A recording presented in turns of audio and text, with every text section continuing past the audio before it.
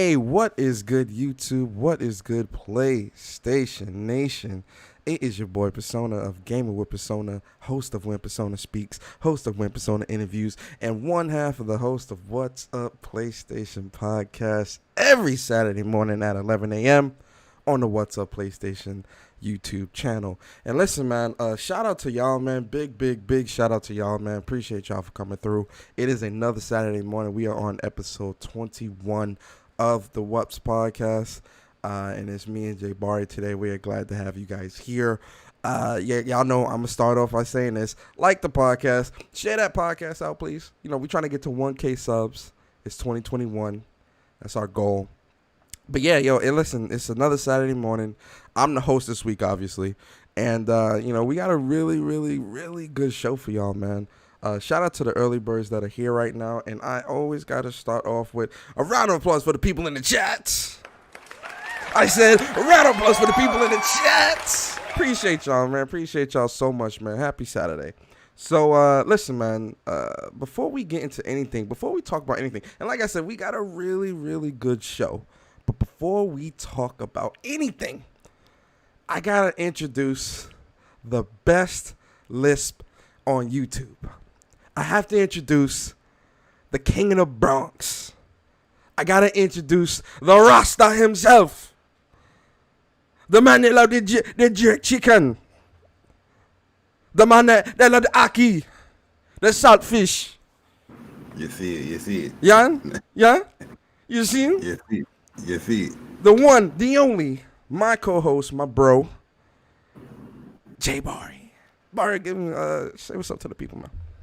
Yo, what is up, guys, man? Good morning. Saturday, wonderful morning, and appreciate everybody here. What's Up PlayStation podcast, episode 21. You know the vibes already, man. Jerk chicken is the best food ever made. That's a fact. Depending on, who's making it, by the way. Some people don't make jerk chicken. They make baked chicken and they slap on some sauce on there. You know what I mean? Which is a total disrespect to jerk chicken. Very disrespectful, man. But it's a pleasure being here once again in a Saturday morning. We got a lot of stuff to talk about here, guys. We're gonna have a lot of addressing the community or the gaming community. Some of these news topics here, but I'm excited. Let's get into it, man. Episode 21, 21 episodes, man. Damn. Know, man. You know how much? We do 4 episodes, right? On average, 4 episodes a month. Yeah. We started in August, but we had 21. That's a lot of hours, podcasting, man. And that's only one podcast every Saturday. Yeah. Imagine goes like 2.5 hours. Imagine doing 3, 4. Jeez. Man, if we was doing like 3 or 4 podcasts a week, I couldn't. Shout out to the podcasters out there, man. That shit crazy. You know why? Because you get off work, you be tired. Like most times, you just want to play games or you just want to chill. Play a game and watch the show, man. By the way, WandaVision. Oh, we got to. Wait. No, I'm sure everybody hasn't seen it yet. But WandaVision is on point, and I already have my theories on what's going on. Oh yeah, I got mad. I mean, they already kind of they kind of alluded to it with Sword, but The thing is the stuff that they're hinting towards, they don't have the copyright to use, right? You know what I mean? Mm-hmm. In MCU, they don't use the N word. They call them what do they call them? Wanda and Diego, what's his name? Silver. They called them metahumans or something like that. They call them some type of weird word because they don't have that right to, they can't use them mutant. They can't use mutants. Yeah, but there's a lot of hints that's going on in there. A lot of little. I know you saw the Hell Hydra. Easter egg. Yeah. Okay, all right. And you saw the watch. I ain't gonna go into detail, but anybody, Strucker. Yeah. You just went to detail. I'm terrible. Persona is the worst, bro. I swear on everything. This man be like, I ain't gonna spoil. And then he don't go general. He doesn't generalize stuff. He just tells you. I ain't gonna spoil it. Strucker. Yeah, he just fucking pulled it. I'm sorry, guys. Watch WandaVision is a great show though. Highly recommend. Highly recommend, especially if you're into comic book stuff. This is it does a good job of just it's so different, but still very comic booky. It's very good. But yeah, And guys. that little old school like I Love Lucy type of comedy, yo, I it's love that, good, man. yo. I love It's that. good, That yo. first Yo, episode listen, was like really, really funny. yo, I really enjoyed that. I've been telling people for years, man, put some respect on Wanda Maximoff name, cause that girl is powerful as fuck, yo. Yes, she is. Her reality warping is ridiculous. Yes, she But is. you know, hopefully they show that in the MCU version. But I mean, they shown a little bit of it, but I ain't gonna talk about it I no think more. when we get Go and deeper watch in the it. show, we're gonna see that. I think so, to a degree. Go and watch it. It's this other show too on Netflix with Anthony Mackie. This movie that just came out yesterday. I want to see that too. I think I'm gonna watch that this weekend. Yo, shout out to Boro, man. He said, yo, posting that nasty food on Twitter the other day, saying it was the best. Listen, the Bronx got the best food, man. That's It just does hands not. down. I keep trying to tell you, Queens got the That's best just hands food, bro. down. Yo, Queens got the I best know, food, man. I know. Everybody was dreaming about that little fish I posted That right fish there. look trash, bro. I'm keeping the stack with Fish- you, man. That joint Yo. need to go back in the fryer for like another. I had 2 or 3 the minutes. I kept it basic too. I left it just basic fish and chips, regular fish and chips. Then I had the steamed veg on the ooh. That steamed veg look nasty. I'm gonna be real with you, bro. Look like they put You too much pepper in crazy. that. That joint You look crazy, nasty. yo. That just not. It's not. That's not pepper. That's not a seasoned drink they put in there. I like that. It Stuff. look nasty. That's disgusting. Not a fish. I don't know. The fish look good though. I ain't gonna lie. The fish, Queen. Nah, see, Queen's got the he best changed food. up. So Queen's he got the best changed food, up. though. I'm not gonna go in because I was about to go in. Queen's got the best food though. Come on, Barry. We know this, man. Nah, Come on. nah. Come on. Hey yo, I guarantee you post anything from Queens, people gonna be like, "What the hell is that?" I got you. I'm ordering some Grubhub today. I got it. Don't post nothing for no Queens, man. Yo, shout out to Grubhub, yo. These can I go on a tangent for a second, bro? Yeah, I know, you my got it. bad, yo. You got it, Yo. bro. Listen. Grubhub, these delivery people, you know, the people that deliver food is lazy as Yes, hell, they are. bro. Yes, they are, Yo. bro. Yes, they are. There's one time I ordered something. It was like 20 degrees outside, right? And I live on the 7th floor of my complex, right? And I said, you have your directions, like yo, come up to the floor, ring the doorbell. There's times where I tell them, yo, I'll meet you outside the elevator, so you don't have to come all the way to the door. These dudes had the nerve to be calling me, talking about, yo, can you come outside?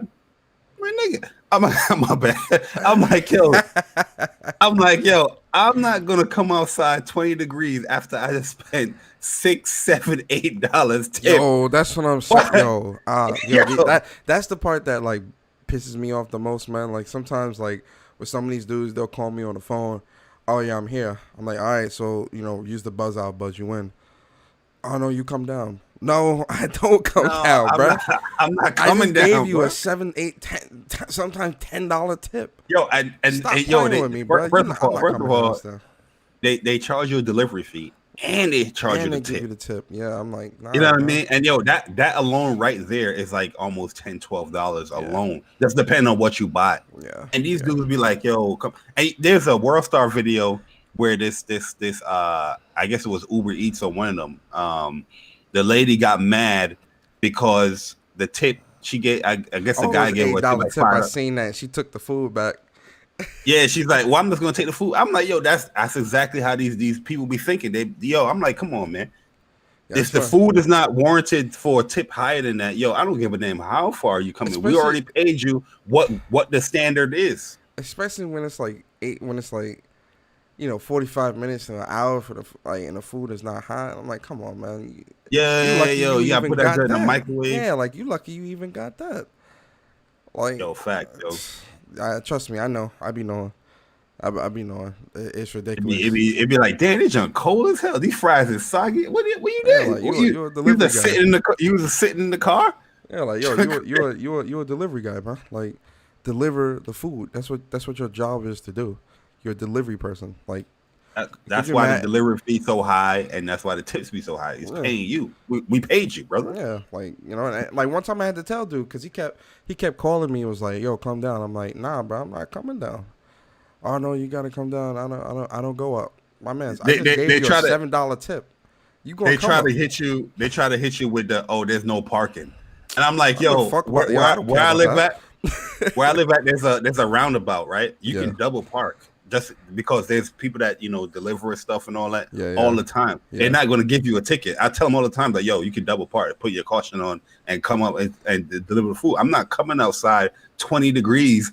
And there's times where I'm ordering like lunch, and you still at work, and you're in a meeting. These dudes is hitting you up. Yo, can you come up? I'm like, yo, I put down. I'm at work. Why I gotta come down outside? Like, come out of here. It's crazy, man. It's crazy. Man, my bad. Stories for days with stuff like that. Trust me, I've had quite a few stories. Where like, that's why I don't use DoorDash anymore, because the times that I use DoorDash, like, they don't vet their delivery people as good as Grubhub does. So like, people were stealing my food. Like they would say it was delivered, but it's not. And I would like be calling them, and they wouldn't pick up or nothing. And like they would say, "Oh, the food is delivered." I'm like, "Nah, it's not." And I had too many experiences with DoorDash, so I never use them anymore. I never use DoorDash just due to what other people told me. I always just use stick to Grubhub. I only use Grubhub. Yeah, because DoorDash is like some ghetto shit. That shit really is some like real ghetto. It's a ghetto Grubhub because I'm good. But yo, let's get into the show. So yeah, man, y'all already know, man, we like to start the show off with letting you guys know what games you can get for the week. And it's a pretty okay week, man. I'm not going to lie to you, right? So this week, we've got Five Nights at Freddy's Core Collection, Helheim Hassle, Miss School's Quest, Brain Beats, Die Young, The Pillar Puzzle Escape, Windfolk, Sky is Just the Beginning, Scott Pilgrim versus the World collection. Bari, we're in the spotlight, sir. That was not a good. I'm not gonna lie. This week was really dry. Scott Pilgrim is a good game though. I enjoy that game with PS3, but the online is a little busted for the version that came out right now, because I didn't play the online yet, but I was watching Jack Move stream, and it wasn't syncing up with the people that he was co-oping with. So Jack will be fighting somebody, but everybody else on his co-op partners, they got no enemies on their screen. It's like it was a weird like sync up. It's weird. So yeah, I honestly, really, truly, I was gonna go and like give it a spotlight, but I'm not giving it a spotlight because Ubisoft, they need to get their stuff together, man. Like, you can't be launching games like that. It'd be kind of weak. Well, we are in the spotlight. Let me let them people know what the spotlight is. So for those that are new here, Spotlight is a game that myself and Bari give you that we feel the community should either play. It's a game that we've either played, we're interested in, or we're currently playing, right? So, it's just a suggestion. It's not law, but that's what the Spotlight is. So, Bari, for this week, what is your Spotlight game, sir? This week I'm gonna give Dragon Ball FighterZ the spotlight this week. Baby came out, and he's pretty good, man. Like, Dragon Ball FighterZ is a game that I really haven't really played like that, to be honest with you, because I didn't like season 1, I didn't like season 2. The game, to me, it was just like I'd rather want to play BlazBlue Cross Tag with that team system, you know what I mean, where I can select what assists I want to use during combos or such like that, right? Or block strings. With Dragon Ball, they kind of limit you a little bit, but season 3 they kind of expanded that, where now everybody has 3 different assists that you can choose. But this character, Baby, Super Baby 2, he's kind of good, Persona, man. Oh no, So I've this been watching. He's nasty, man. So Baby, anybody don't know Dragon Ball, GT. Baby's like a truffle that the Saiyans pretty much destroyed their planet, and truffles it's pretty much the main race that the Saiyans had, a war over to take over planet Vegeta, pretty much, right? And they pretty much just took over the planet, enslaved them, all that crap. And Baby is one of the truffles that planned to take revenge on the Saiyans, and he took over Vegeta body. That's a short story. Took over Vegeta body and using the Saiyan to reap his revenge on the Saiyans and all that.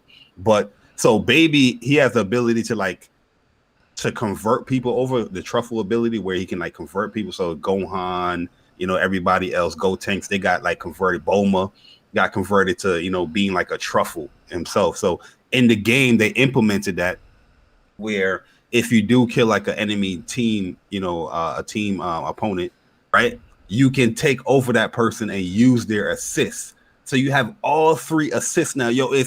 It gets crazy, bro, what this character can do.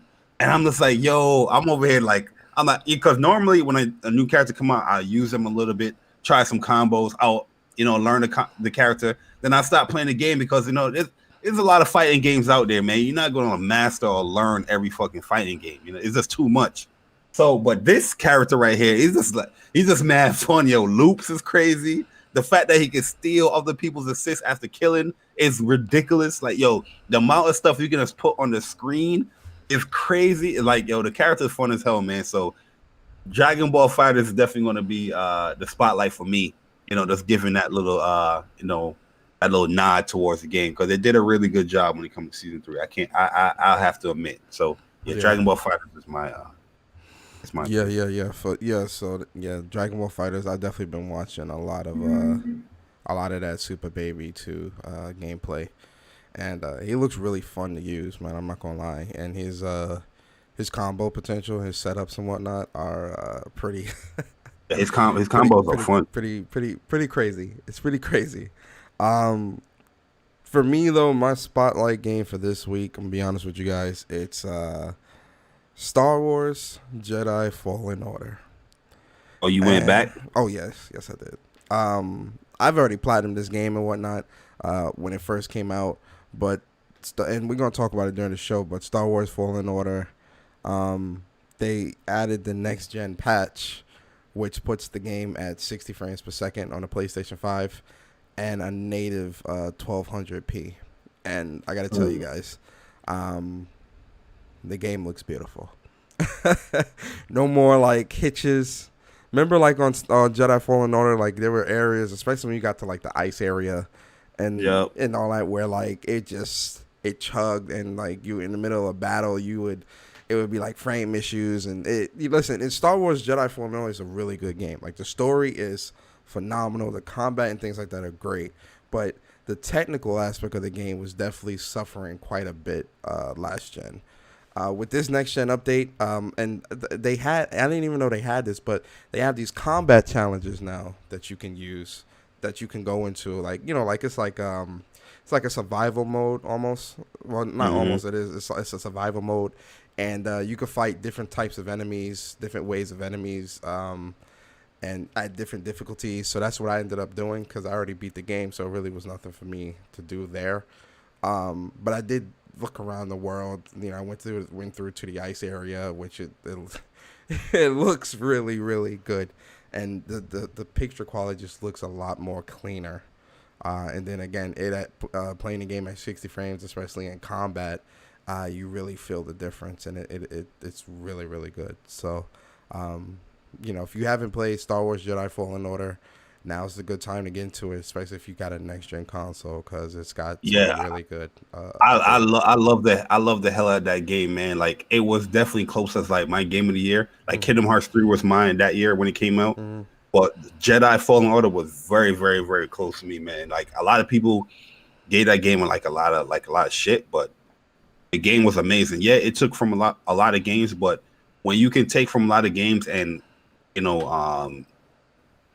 constructively create your own thing, make a make a good game from inspiring from other games, to me, I don't have no issue with that. And to me, it was like, if I enjoyed this type of game, but this game pretty much took some stuff from it, but I still enjoyed it in this game, that's a good game to me. Like, you know what I mean? Yeah. Like, but yeah, I love that game to death, man. I didn't know the patch was out yet. I was like, damn, kind of crazy. Yeah, it's out.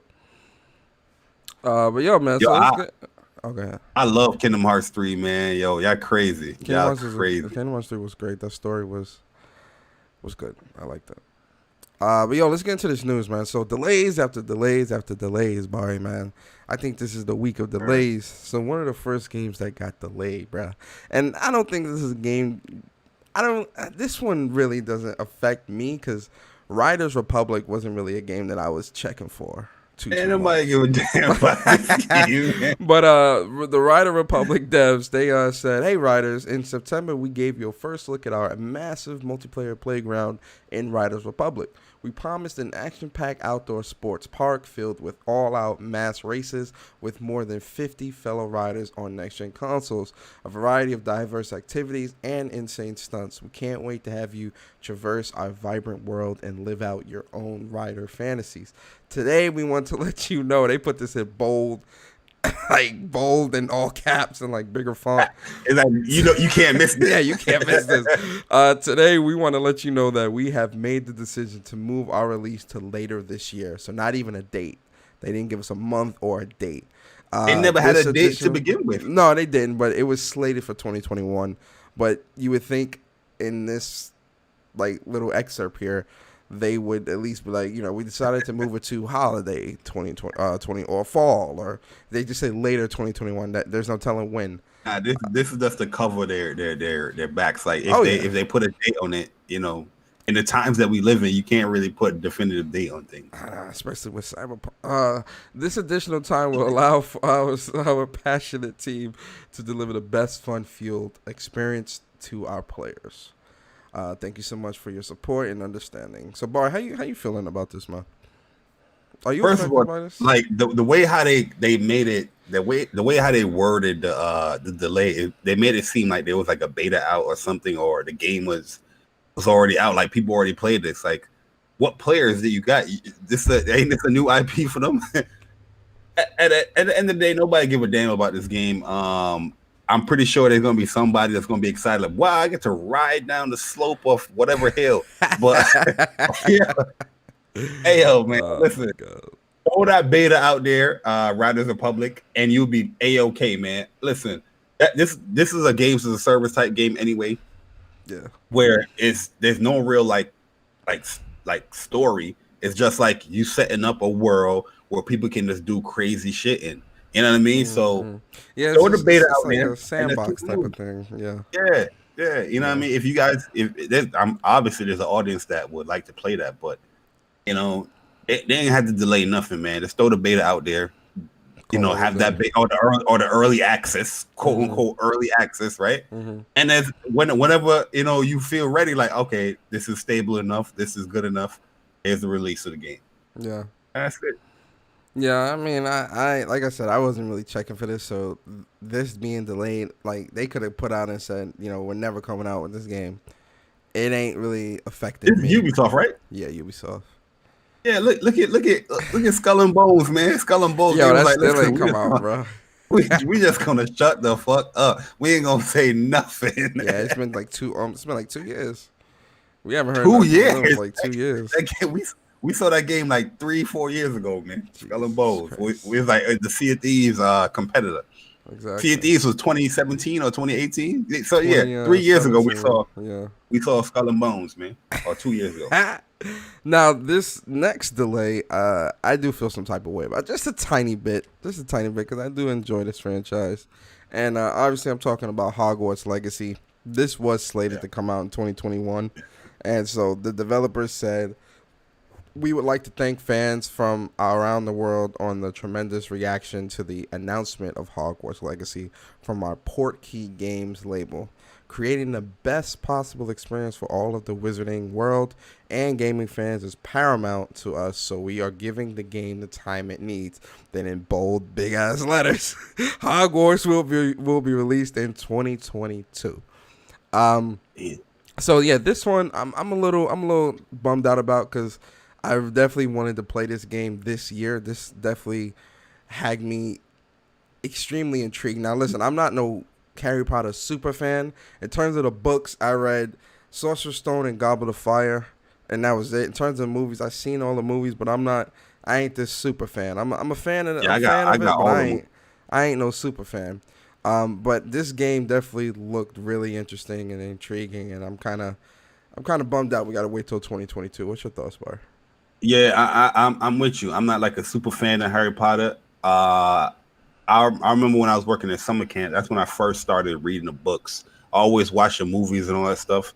And I have all the movies. I like the movies, but the books was pretty good as well. The ones that I did read or attempt to read. But yeah, this is something that looked interesting, man. In the Harry Potter, Hogwarts, world. Very, very interested in that, but it got delayed. But I'm not too upset at it, man. It's going to be a RPG type game. And obviously, there's probably, I don't want to bring up this game, but I know you're going to bring up this game. So I'm obviously going to bring up the game because the game is going to be mentioned later on in the podcast.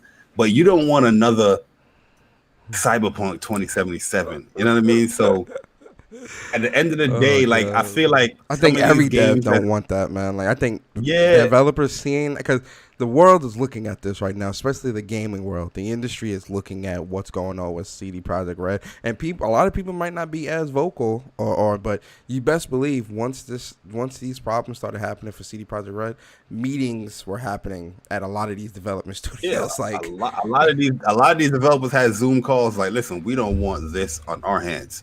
So there got to be some polish. There got to be some type of quality control here. You know what I mean? And that's why you're getting these delays, man. Look at this game. It looks pretty good polish-wise. It's obviously going to be a lot of lore into it. There's a lot of story going into this stuff. So, and it's next gen only. So, this is definitely going to be a very grand, big game. You get what I mean? In terms of like, the technical aspect of the creations. A lot of particle effects because you're dealing with magic. A lot of different types of enemies and whatnot. I'm interested. But I'll be honest with you too. Like, I'm interested in the game, but it wasn't on like my most anticipated list for 2021. So it being delayed, it doesn't really like. I'm like, damn, it got delayed, but I'm not like, crap. If it was one of those games that I was really, really anticipating, then I'd be like a little bit more upset. But it is what it is, man. I don't mind the delay. Yeah. This looks good though. Yeah, but it looks good though. It looks good from this trailer. Good. It looks really fun. It looks really interesting. I want to see more like of the RPG elements and how all that's gonna work. Yeah. So that's Hogwarts Legacy, folks. Hogwarts Legacy. Really good game, honestly. Petroleum. What they say? Petroleum. Petroleum. No, that's petroleum. That's Vaseline. Petroleum. Jesus Christ. All right, man. Let's talk about something else that we talked about in the spotlight. We'll just breeze over it pretty quickly. But yeah, like we said, Star Wars Jedi Fallen Order does get a next gen optimization update, right? And we only focused on the PS5, none of that other stuff. So with the PlayStation 5, with the PlayStation 5, frame rates have been increased to 60 frames per second locked, up from 45 frames per second. Also, post-processing has increased to 1440p, and dynamic resolution has been disabled, and the game is rendering at 1200p, up from 810 through 1080p. That's a huge update right there when it comes to PS5, because like I put a lot of hours in Jedi Fallen Order, man, and I could tell you that game has some frame pacing issues. Yes, it did. And yeah, the Pro, will bump it up to 45, frames per second, but it's not like locked there. It's fluctuating between 30 and all. But just to see that now, you saying that it's gonna be locked 60. That's pretty good as well. I know the whole resolution thing that got people. I saw a lot of people trying to make fun of the PlayStation 5 and all that stuff, but they're updating the game, but they're really basing it off of the PS4 version, the PS4 Pro. So the PS4, it never had like a dynamic frame rate. I think they said something like that, where that's why you're getting the lock 12. I don't remember what This doesn't have dynamic resolution because it's doing a locked 1200p as opposed to other consoles that are fluctuating between, because the locked 1200 is just at 60 frames. So it's 1200p, 60 frames, and then it also has post processing of 1440p. So yeah, because like on Xbox, on the Xbox One X, it was like dynamic resolution. So I guess it is just upgrade. It's updating that from like 1080 to like 1440. On the PlayStation 5, they just lock it. Dynamic resolution has been disabled in the game rendered. Yeah, so they disable it. So there's no dynamic resolution. Nope, it's just strictly 1200p, and that's it. So, dynamic versus... Weird, but, Yeah, I'm not sure why they did that with the PlayStation as opposed to other consoles, but, I would like at least 1440p 60, but who am I to 1200p? I wouldn't know the difference between 1200 and 1440. I'll have to see a side by side and magnify to 300. But I'm definitely boot of the game. Just foot dip a little bit in there. See what's going on. Oh yeah, man, foot dip. We got a foot dip just a little. Oh, bit. Yo, Salazar did it. Expecto Patronum. Expecto Patronum. There you go, man. Oh God. All right, so quick announcement as well, real quick. Middle Earth: Shadow of Mordor, which is the first game, not the second. The second game is Shadow of War. Their servers have closed down. They closed down on December 30th. So, in terms of online, because there was online component for it, especially for trophies, you had to do some online stuff with trophies. So really? For those that are looking to still get the platinum, you're still able to get the platinum for this game, although the online is not enabled within this game anymore. And the online really pertained to the Nemesis Forge, the Vendetta missions. So these are the things that are kind of like gone. The Nemesis Forge feature is no longer available. Vendetta missions are no longer available, but the Repaid in Blood achievement trophy can still be unlocked. Leaderboards are no longer connected to other users and only show the player score, but the Hunt is My Mistress and Lord of the Ring achievements and trophies can still be unlocked. And WB Play platform is no longer available, but the Epic Ruins, Orc Hunter, and Grave Walker upgrades are now automatically awarded to all players. You know what I find funny, Persona? A lot of things get mimicked in the gaming industry when it comes to developers, right? Where devs would take bits and pieces from other games, like, oh, let me implement that in my game. You know what the hell hasn't been mimicked yet? That Nemesis system. Why is nobody like mimicking that or implementing that in their game? Because that jump was impressive beyond its time when it came out. They kind of killed it in the second game where they try to mix it with microtransaction and all that BS. But the first game, that Nemesis system was on point, yo. Yeah. And I'm like, yo, how come? When did that game come out? 2014 or 15? 2014, I believe. How come nobody has mimicked that yet within their own video game? You know what I mean? As far as like enemies and upgrading the enemies. If you don't kill this enemy, and he can rank up the systems, and then now he's gonna be stronger the next time you fight. That joint was fire, bro. Yeah. Jesus. Yeah. Yeah. We need to get together, man. I don't know how that system was really good. Like you could like train up characters to like fight other characters that other players trained up and like do like pits and all that stuff. Especially in the second game, it was really good as well though, because in the second game, you had the wars that was going on. So like you had your own like fortress, and you could take over other people's fortress. So like the way the online component of that worked was like, you set up your castles, with like the like the captains or whatever, and the captains would go like other players' captains and their armies would go against your army and try to take over your castle. Yeah, they And like tried had them fighting against each other and all. It's like some Clash of Clans stuff. the second game they tried to MGS Phantom Pain MGS 5 with the whole the whole bases. Yeah, you can do that with. But I'm talking about like the single player portion of the first game where you have a enemy like an orc, and say you defeat him but you ain't kill him, and he's ranking. That was still very prevalent in the second game where you could like it was, but they incorporated the microtransactions and all that BS where you can skip out some of this stuff with the second game. But the first game you couldn't do all that. First game was just like, yo, you ain't defeat this dude. Now this dude ranked up. He want revenge of you. He's gonna come and get you. Like that junk was a fire to me, man. Oh yeah. I used to like that too. Like in the middle of like a mission or something. Like if you fight a bunch of enemies, your nemesis will come through too, and like dude pops up like he'd be like Grave Walker. Yeah. You're mine, and like try to kill you and whatnot. Like I really enjoyed that with the first game and really with the second game as well. So yeah, shout out to Shadow of Mordor. I don't have the platinum in that. I should go back and get it. I had the platinum. I stopped playing that joint. What? Did you beat it or no? I ain't beat it either. Man. I don't know what the reason was. I just stopped playing it, yo. Man. What's it named by Ubisoft? No, WB.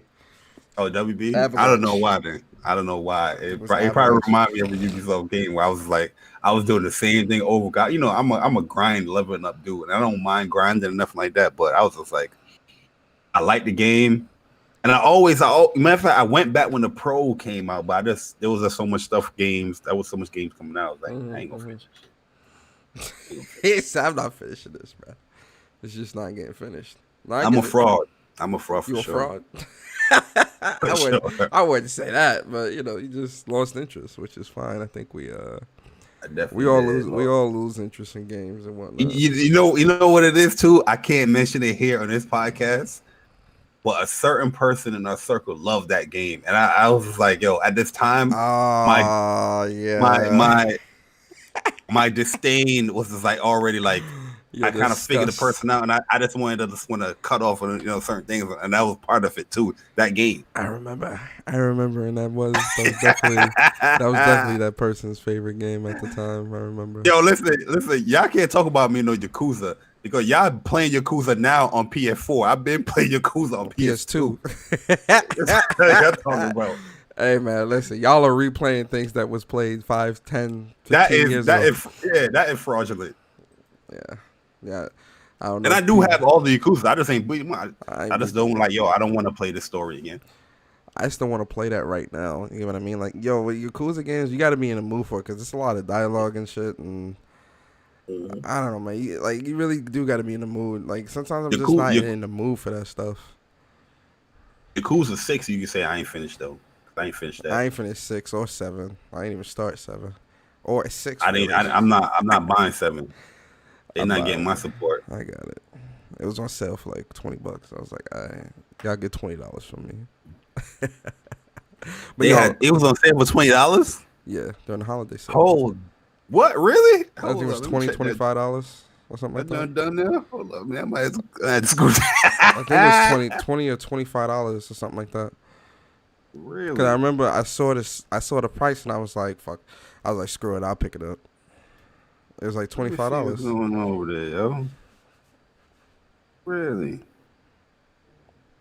I think so. What's going on? The price might be going on because I know they were switching out certain games. If it's 25, it's a cop. But I don't want to support them because they don't want to. You know what I mean? I don't like how they state certain things with PlayStation. Yeah. All right, let's move on. So, Illogical, what's up, man? All right, so Ubisoft. So, we know that Star Oh nah, Wars sale is done. is done, It's right? still 60. All Yeah. right, yeah. So we know that Star Wars, the licensing and exclusivity has been with EA, right?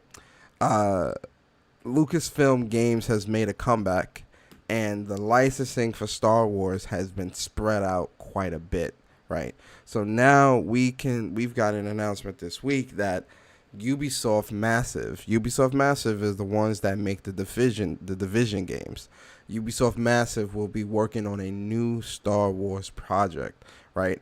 And although it also was confirmed that EA is still involved in making Star Wars games, but now we've got other people in the mix. Now they're going to be spreading out how many people can make Star Wars games, which I think is a great thing. And with Star Wars, okay, so here we go. So with Star Wars and Ubisoft, Gillian Gretty, which is the Division 2 crew, will be the creative director, and it will be based on the Snowdrop engine, and is very early in development and can possibly be an open world game. Bari, what's your thoughts on? I need to know your thoughts on two things. One, because Division was a dope game. Like let's be real. Division was cool. Division 2 was cool. Even though I dropped it, both games I dropped, they were cool for the time that I did play them. No. I think. Go ahead, Bari. Give me your thoughts on all this. No. I'm gonna stop you right there. Division 1 and 2 is not good games. They're average games at best. And the thing is, this is bad news in my opinion. The good news, the silver lining is that other companies can use the Star Wars licenses now, right? License now, right? Ubisoft Massive making a Star Wars game ain't good news to me. You know what I mean? I'll be honest with you, because you're going to get the same Star Wars type game forever and ever from that studio. They're not going to change shit up, but a couple of graphics, a new let's implement this gun now in this second version of the game. People want to knock on EA and what they did with the Star Wars game. I'm not saying every game was amazing, but if they say that EA didn't do a good job of Star Wars, you're full of shit. Because I can list off a whole bunch of Star Wars games that is different, not the same piecemeal game over and over again. What's the difference between Division 2 and Division 1 Persona? Environment. The locations. Exactly. One is in New York and the other is in Washington D.C. Not only that, but some I can't tell you. No, exactly. That's the location. You got games like Battlefront, Jedi Fallen Order, Star Wars Squadron. Already, I listed 3 games from EA that is different. You have a first-person shooter. You have a RPG action adventure game. You have with RPG element. You have a VR flight game. I can even go even more. The Old Republic, the Jedi Academy, Rogue Squadron, all came from EA. And people want to say, "Oh, EA, it's good news that EA doesn't have the license anymore." Shut up, please shut up, because EA has delivered a lot of different Star Wars games.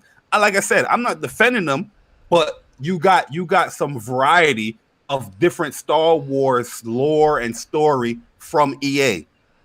Like I said, the good news is that you are going to get other people using the license, but this whole Ubisoft Massive making the next Star Wars game that didn't get me excited, bro. Because they're going to do. I think they're going to turn Star Wars into the same game, and they're going to franchise it into the same thing. Oh, Star Wars, blah, blah, blah. Next iteration is going to be the same joint. We're in a different planet or a different location. I'm interested to see. My whole thing is I'm interested to see what Ubisoft does. I want to see what they do, right? Even though we know what Ubisoft is. Hold on. No, listen. We know what Ubisoft does. We know how they do a lot of their games. They do have some diamonds in the rough with Mortal Phoenix, which is a very, very great game. Now with Ubisoft Massive, Persona, check this out. But I'm gonna let you go. But I was gonna ask you this one question. Check this out, right? Immortal Phoenix Rising, amazing game. I'm playing that game currently right now. I like it. I enjoy it. But what is different about that game that is not implemented in every single Ubisoft game? The dialogue, the storytelling, the Exactly. combat. Thank you. That's the stuff that's different. Not the combat. Not the combat. The puzzles, Not the combat. puzzles very different, unique. Things like Bro, that. they implemented the Ubisoft formula within that game. Yeah, you're getting like different dialogue because the developer is different. You know what I mean? But when you look at it overall, the grand scheme of the game, it's still like every single Ubisoft game that you have to do. Like even if it does have those Ubisoft No. I'm not to it. What I'm saying. That's not the argument. I think it's good too. I think the way how they implement it is good too. But that's what I'm saying. It goes along within the story. That's what I'm saying. Though, despite what Ubisoft is normally known for, again, to go back to Immortal Phoenix Rising, yes, it still does have those Ubisoft aspects within the game that we all know, but the way it's implemented, it's in an enjoyable way. I didn't mind. Hold on. I didn't mind going around the world and getting all the chests and doing every puzzle and doing like stuff that you would do in Assassin's Creed, stuff that you would do in Watch Dogs and Division, all that stuff. The way that it was done in Immortal Phoenix, it was very enjoyable. If that type of thing can be captured, yes, but that's what I'm saying. If that type of thing can be captured in whatever Star Wars game they're doing, I don't see a problem, and that's where I'm intrigued at, because again, the diamond in the rough with a lot of Ubisoft games is Immortal Phoenix Rising. That is the diamond in the rough. If we can get that with Star Wars, I'm happy. Let's be honest too. With Immortal Phoenix Rising, that game was already in development. Ubisoft just bought up the publishing for that. They ain't, and then they implemented their Ubisoft, because I was following that game when that game was a Kickstarter. That game was not like that. Ubisoft changed that game around where now you got to climb up to the each god statue and purvey the land. That's the Ubisoft. That's the things that I'm talking about. It doesn't matter how different the story is.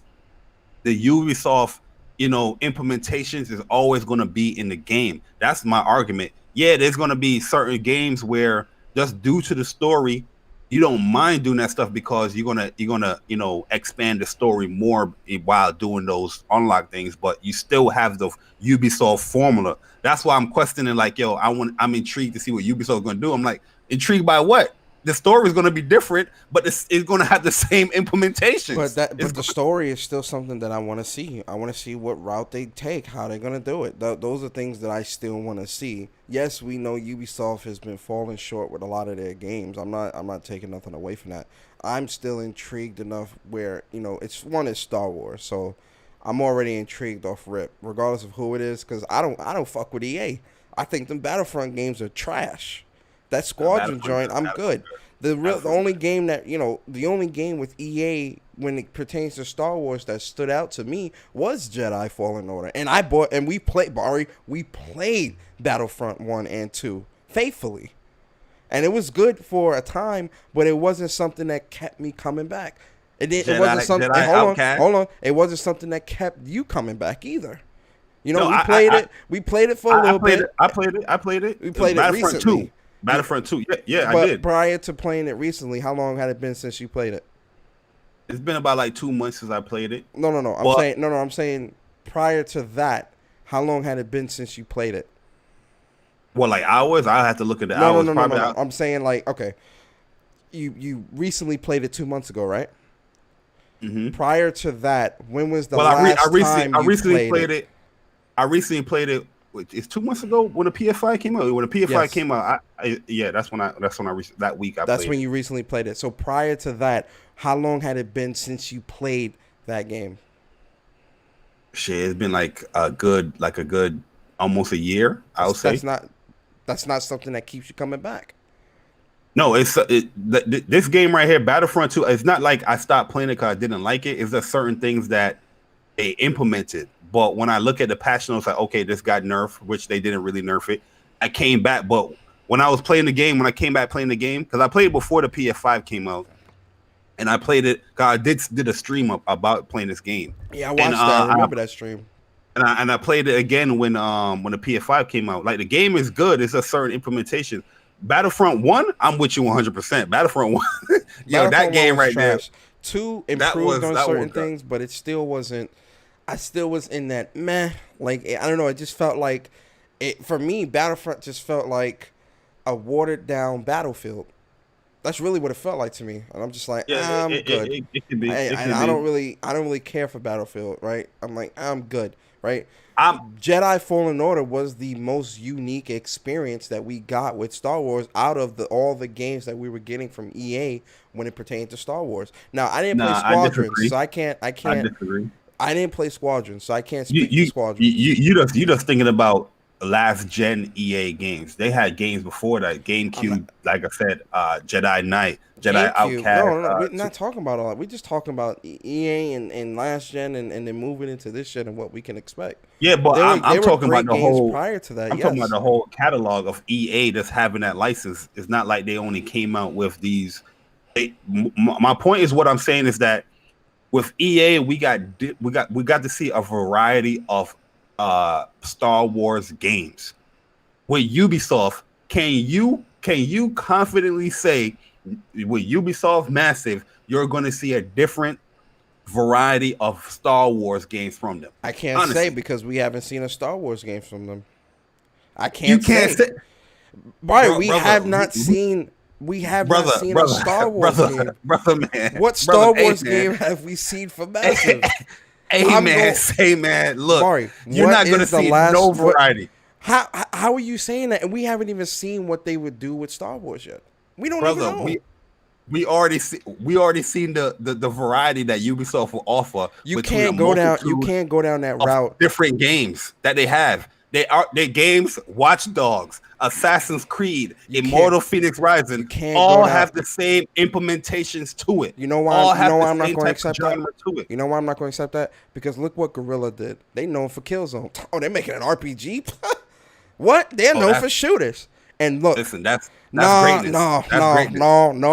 It is greatness. It is greatness. It definitely is greatness. But that's what I'm saying. You can't compare greatness to this mediocrity. No, you can't do that. I'm not. I'm comparing the situations, right? The situation is, this is why I'm saying I'm intrigued, right? I'm not saying I'm hype and I can't wait in day one. And no, they're not getting that from me. I'm saying I'm intrigued to see what Ubisoft Massive would do, especially when we see what other developers that are known for making one specific genre go into another genre and create something. That's all I'm saying. Just like how we gave Guerrilla the benefit of the doubt, I'm willing to give Ubisoft, and I enjoy you. I still like Assassin's Creed and Watch Dogs. So that's how I know. That's how I know. That's why you like you like Ubisoft more than me. That's why I know you giving that little benefit of doubt. But I'm trying to tell you, I'm trying to bring you back to reality, brother. I'm trying to bring you here into the reality. I'm trying to bring you into the 616. You are not going to get what you are getting from Ubisoft. And we might not. You're right. We might not. You're absolutely right. I agree with you, bro. I just listed off 3 different titles: Watch Dogs, Assassin's Creed, Immortal Phoenix Rising, and they all play the same as far as what they offer as far as implementations of the game. Open world, go around, seek around the game, open up the district, the maps, search for this. And I'm not saying those things are bad, because how it's implemented got a different story part. I'm just saying that you're going to get the same game. You're not going to get a difference of what you can list off from EA, just from this last generation. Battlefront, Squadron, Jedi Fallen Order. Can you say those games are the same? No, you can't. One is an RPG, one is a flight game, and one is a first-person shooter. 3 different games. You are not going to get that from Ubisoft. I'm still intrigued. No, I'm not. At the end of the day, I'm intrigued. Like, you feel me? I know you're intrigued. I'm not even questioning the whole you intrigued, because I know you like some of the Ubisoft formula. I'm not even knocking that. I'm just saying that for me personally, I'm not that excited for the Ubisoft Massive, because I know, you're gonna get a Star Wars lore game, but you're gonna get the same shit. You're gonna get the same game. Yeah. You know what I mean? Yeah. Like, I'm more excited for the other developers that can use the license now. You know what I mean? Because you might get something different there. Well, I would want to see a play. I think we both can agree here. I want a PlayStation developer to tackle Oh yeah, this. yo, you know that's I want a where I was going to PlayStation end it. I was going to end it. Like, let's keep it a stack here. Let's get back to where we both agree. At the end of the day, a PlayStation developer is going to do the best work with a Star Wars game. What studio though? What studio you thinking? What studio Sony you thinking though? Sony Ben. Sony Ben. Sony okay, Ben. Okay. Honestly, Okay. honestly, either Sony Ben or Sucker Punch. That's who I would want to deal. This is the reason why I would put Sucker Punch a little bit over Sony Ben as well, is because Sucker Punch has a lot of experience with dealing with, like, you know, this magical-esque type of, you know, fantasy lore type of. I feel like Sucker Punch would do such a great job with a Star Wars IP. I was going to go say Sucker Punch just due to how they handle Melee. Yes. And you saw that with Ghost of Tsushima. Like, imagine that, yes, putting that now in a Star Wars game with lightsabers. Oh my God, bro, that would, and like you have force powers and what? Yo, listen. A PlayStation. Yeah, they know how to deal with powers. They know how to deal with powers. Yes. So. And ladies and gentlemen, me and Bari, this is just how we debate. This is normal. Oh yeah, that's a fact. But at the end of the day, we both agree in the end that PlayStation developers would handle the license the best. Yeah. See, the Ubisoft argument, Persona is going to get me with the story part, because the story part, he's 100% right. It's a different story, right? The intriguing part of the story. But I'm just saying about the implementation, yo. I've seen Ubisoft transform Immortal Phoenix Rising, and they change it in like how it will be like with Assassin's Creed mostly. I can compare it to outside of the stealth elements. But yo, it's just like Ubisoft. I don't think Bari doesn't like Ubisoft, man. That's why I can't let him slide. He don't like Ubisoft, man. It's not like I don't like them. It's the fact that I'm a little bit tired of playing the same game. Now. Like bro, I love Ubisoft when it came to Assassin's Creed 2, Assassin's Creed 1, Brotherhood. I love those games, man. But it's just like, damn, when I'm playing Watch Dogs, I'm like, damn. Watch Dogs, I love Watch Dogs, the first one. Yeah. The second one, it's funny. That's where you and I differ. I love 2 more than 1. You love 1 more than 2. 3 is three is real middle of the road for me. I'm gonna be honest. The second one is just like, that's where I got burned out. I was like, damn, you're playing a different story, but it's like it's the same thing I was doing in 1. And I don't mind repetition. It sounds hypocritical how I say it. It's more like an experience thing, man. It's just like I'm just a little bit tired of like the Ubisoft formula. Bari, I'm gonna have to call you out here. I'm gonna have to call you out. You're a hypocrite. I'm gonna tell you why. Because a lot of JRPGs have this same type of repetitive. Yeah, that's true. That's true. You a little hypocritical here, Bari. You a little. And listen, I love the JRPGs. Like you know how I feel. Like, you know, we love JRPGs. Like, I don't mind that. But you know, to say that, you know, JRPGs here you don't like it, but then here you like this. No, but JRPGs. Come on now, Bari. It's not every JRPG you're playing is like, let's go to this area and pervade the land so I can see what stuff I can open up and chests I can open up. But in a lot of JRPGs, and a lot of different JRPGs, the side missions are very, very similar, where it's just fetch quests and all this extra bullshit. The way you level is very similar. With the story, especially with those those more niche titles, the way the story goes kind of gets blurred, and it's mostly this, like, you can kind of anticipate what's happening. You know, character development with certain games are very similar across, you know, different JRPGs. You know, some of these. Except for Final Fantasy. What buys COD every year? Well, COD is made by a different developer, and each developer has changed what they do with Call of Duty. Except for these last two. And what happened? What happened? Stop playing it. I haven't played COD in 2 weeks. Exactly. I haven't played COD in 2 weeks.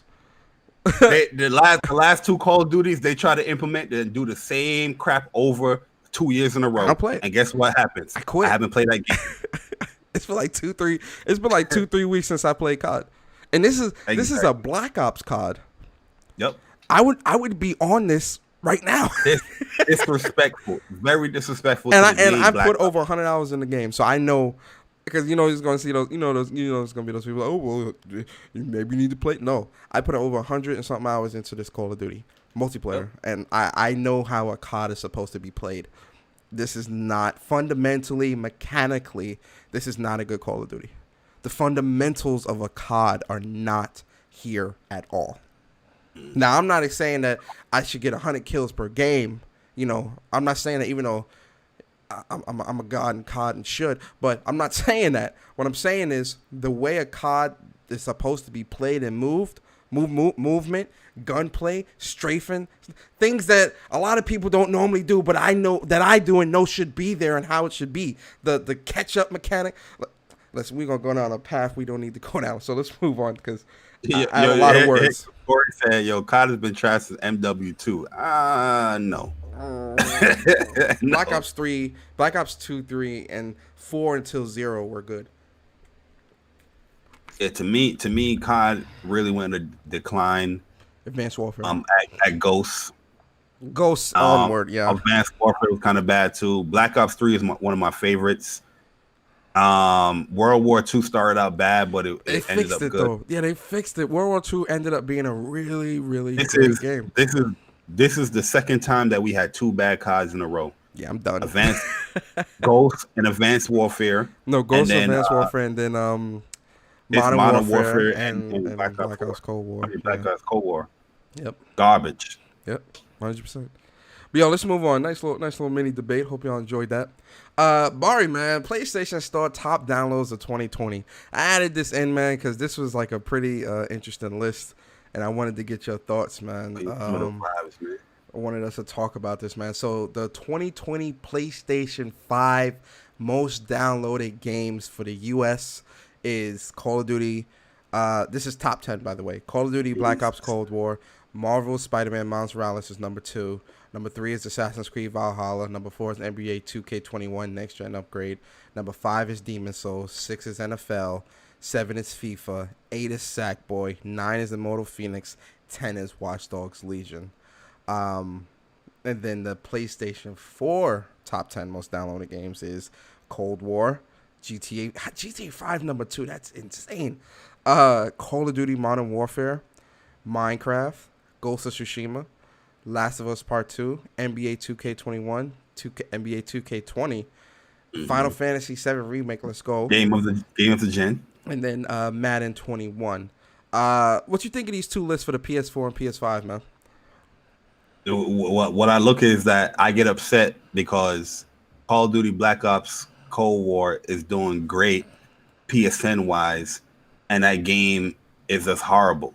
Facts. You know what I mean? So this is showing Activision that, oh, you guys like this like dog this shit game. Yeah, like we'll keep putting it out. We're gonna continue. Exactly. Yep. It's good to see the new games up there for top down. I mean, for the PlayStation 5, it's only 2 months they're counting it for.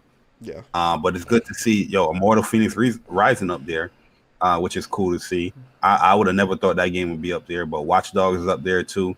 So Ubisoft, once again, Assassin's Creed, Immortal, and Watch Dogs is up there. Good for them. I'm glad to see Sackboy made it on that list too.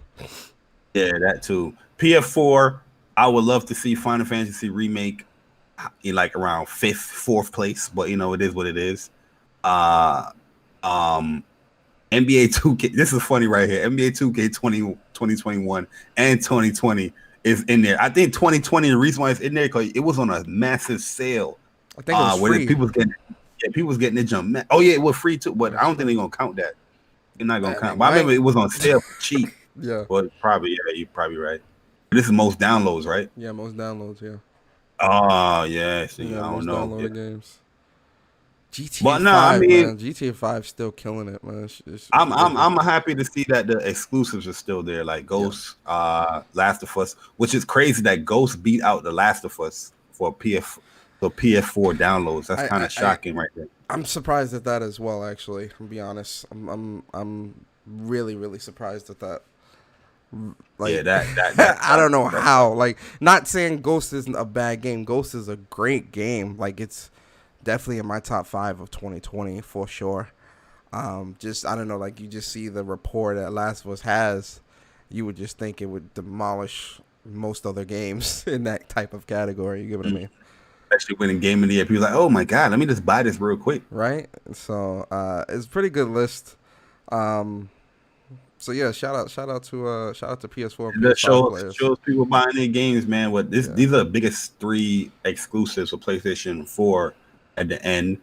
Yes, and Um, they're buying yo, them. what's shocking is that Miles Morales wasn't on the PS4 list for I PS4, think a but it was lot on of the people wanted PS5. that on PS5. I'm gonna be honest with you. I think a Yep, lot of yep, people yep. really because they were advertising Miles Morales as PlayStation 5 as a PS5 game, even after the news came out about it being on PlayStation 4 as well. It was like Mm-hmm. an afterthought for the PlayStation 4. Same thing with Sackboy and all that stuff. Like, Sackboy's not on the PS4 list either. Like, none of the games that were on PS4 and PS5 Oh yeah, yeah. are on that PlayStation 4 list, right? I didn't see Godfall in here either, man, which is a shame. People Which should is buy a that shame. game. You know what? You know what? No, no, no, no. I'm not ashamed. After what we went through, listen, I love Hey, Godfall. at the end of the day, you got it done though. I You know what I did. mean? So I did. But I love Godfall, but Godfall has the towers issues, but no, not overall just the the game tower was issue. good. The game itself is great. The combat is great. The way you could build your characters up and things like that, I think is phenomenal. Like, that stuff is what really puts it up there. But like playing with your friends or stuff like that, they make that stuff a bit of a chore, which I think really kills the experience to a degree. I agree. For me. But overall, the game is fantastic. Well, no, let me not say fantastic. The game is great, but needs a bit of improvement. It needs some polish. Yo, free to play games. Yo, Genshin Impact was in their top 10 too, man. So good to see Genshin Impact doing good because Oh yeah, the free to all play this at the games, bottom. Yeah, the free to play games that take over is always going to be Warzone, the Rocket League, the Fortnite, the Apex Fortnite, Legend. Apex, Rogue Company. Rogue Company, Rogue Company Rogue is a Company free to great play? game too. Yeah, it went free. It was free to play. That's good to see that up there too. Yeah, Yeah. Rogue Company is good. Hyperspace That I'm was surprised free too? Genshin Impact isn't higher. I would have thought Genshin Impact would have been like number 4, number 3, with how much like critical acclaim it had. But this is US though. This is just US, right? Yeah, this is just US. Destiny 2. Yeah, I'm glad to see Destiny 2 on there. I agree with you right there. Like I would think it would be like 5 or 4 the way Yeah. but that's worldwide The though. critical acclaim, yeah, that is worldwide. Brawlhalla, which I'm actually surprised to see Brawlhalla anywhere on this list. Yo, my nieces and nephews, they play the hell out of Brawlhalla all the time. Yo, it's crazy. Yeah, Dragon Ball Z Xenoverse 2 Lite, number 10. Oh yeah, I remember they got a free to Wow. play version. I'm surprised. I'm Xenoverse, surprised at that too. Xenoverse is a cool game, man. They just gotta implement something where the spamming can stop because there's a lot of characters that can spam. Spam the volley and spam the Yeah, man. damn Dragon Rush and all that stuff. It just makes the game unfun. It was a cool game though. Yeah. Especially like someone does like their Kamehameha. That's gonna take like 3 bars off you if they got their key super high. Like, yo, it's just, I would not play that game online like faithfully. It would be like once or twice and I'm done.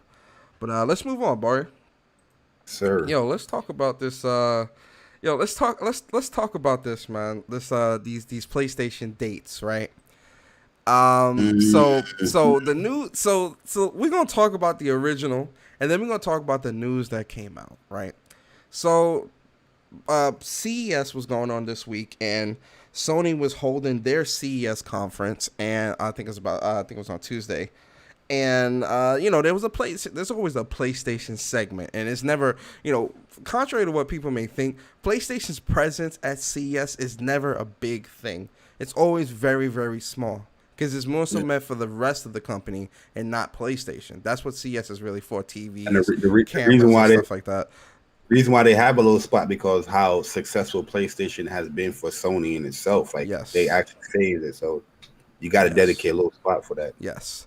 And so during that little 2-3 minute segment, Jim Ryan, he's giving his speech. He's talking about how, PlayStation is the highest selling console, most successful, things of that. Just talking about all the records that it's beating.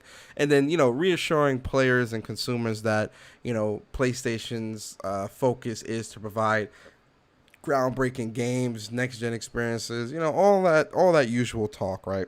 And then there's a quick scissor reel, and then at the end it gives us dates. Now, not full dates. It gives us like the month and the year of the games that was shown in this in that little scissor reel, right? So like, we could see Kena March 2021, Solar Ash June 2021, Stray October 2021, Ghostwire Tokyo October. Like, we see all the dates here on the screen, right? And so, this calls for like, it's making its rounds around social media. Everyone's super hyped, super excited, all these different things. Like, we really are, we know we have some idea of when we can expect these games. Then I see the tweet yesterday from my boy Nabillion. Shout out to my boy Nabillion. So Gematsu actually are the ones that pointed this out. So Sony Corp's YouTube upload of the CES 2021 PS5 segment removed all of the third-party release dates from the end card of the trailer.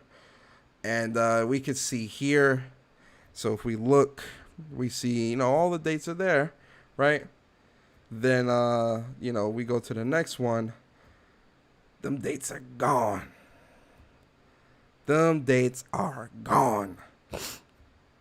So apparently PlayStation jumped the gun on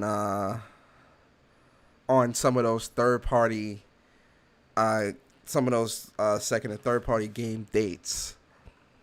So Bari, it's a lot to unpack here. So I kind of start where you feel you want to give the most for your thoughts. First of all, they did a Walla magic. I don't know what. Yo, this. All right, so let me start you here. Let me ask you this question.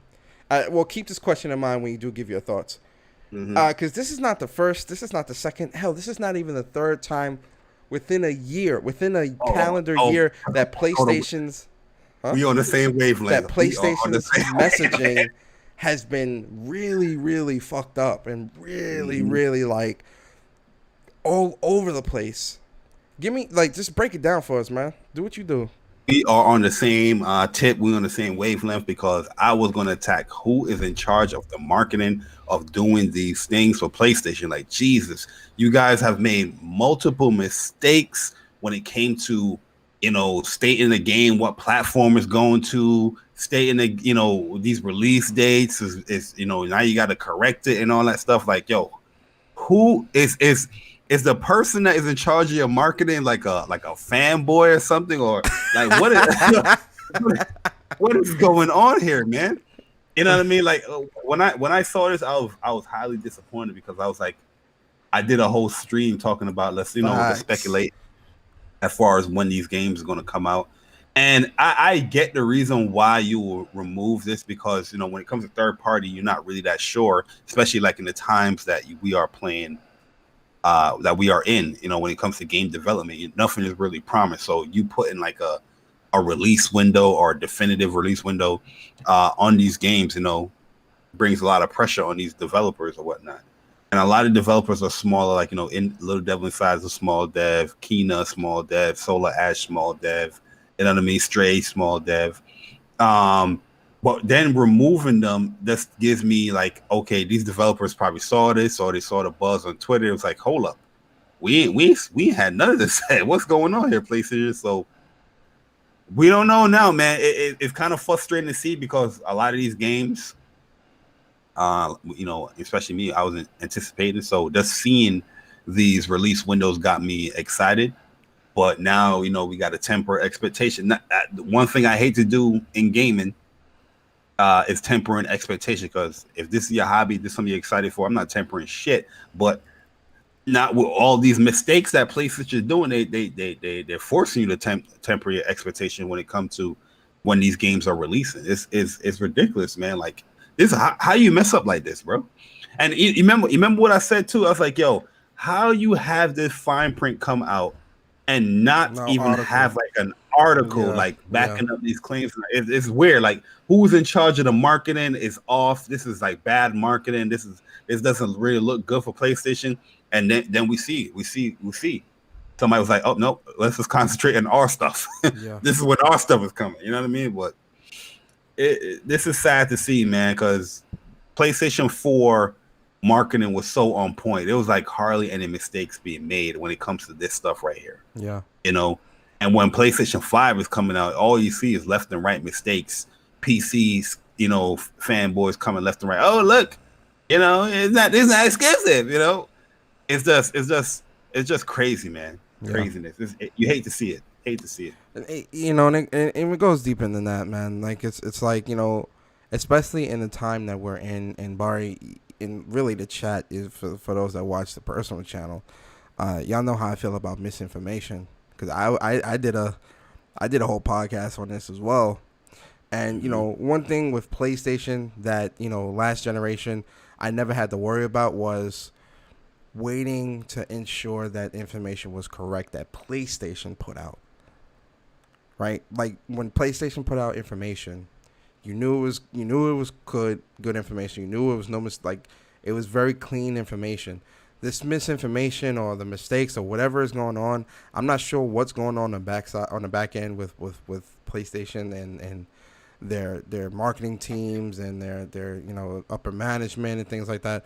I'm not sure what's going on, but it's clear that there's a lot of misdirection or miscommunication going on, and it needs to be fixed, because we can't go through a generation with this constantly happening, because what'll happen is you'll start getting people that'll doubt, which you already got people now that doubt that what PlayStation's saying is the truth. Like, you know, games come out and they're wondering if it's going to be on if it's going to be on PS4 as well, because there's doubt there now.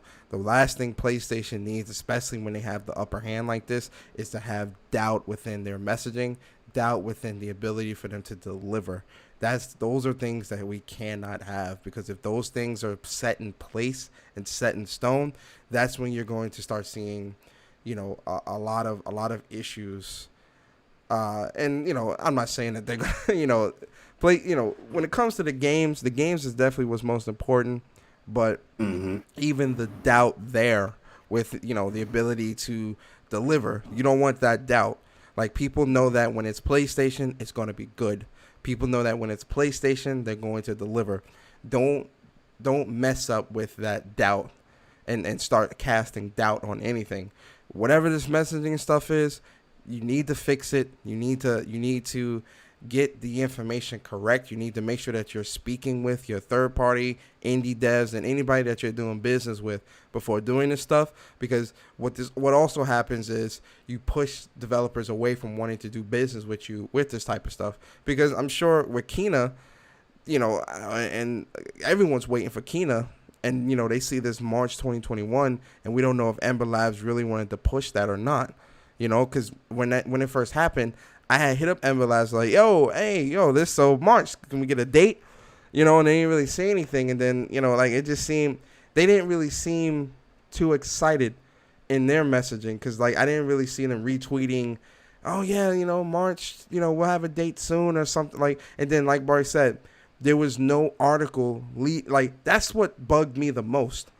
There's no article outlining this stuff, because with people, you have to be very cut and dry. You can't be mixed messaging. You can't be kind of one foot in, one foot out. You got to give like articles that explain word for word how it is, because it's too easy for people to misconstrue what you're actually trying to say. So you have to be direct, you have to be on point, and you have to be accurate with the messaging that you're trying to convey, especially on social media where misinformation is rampant.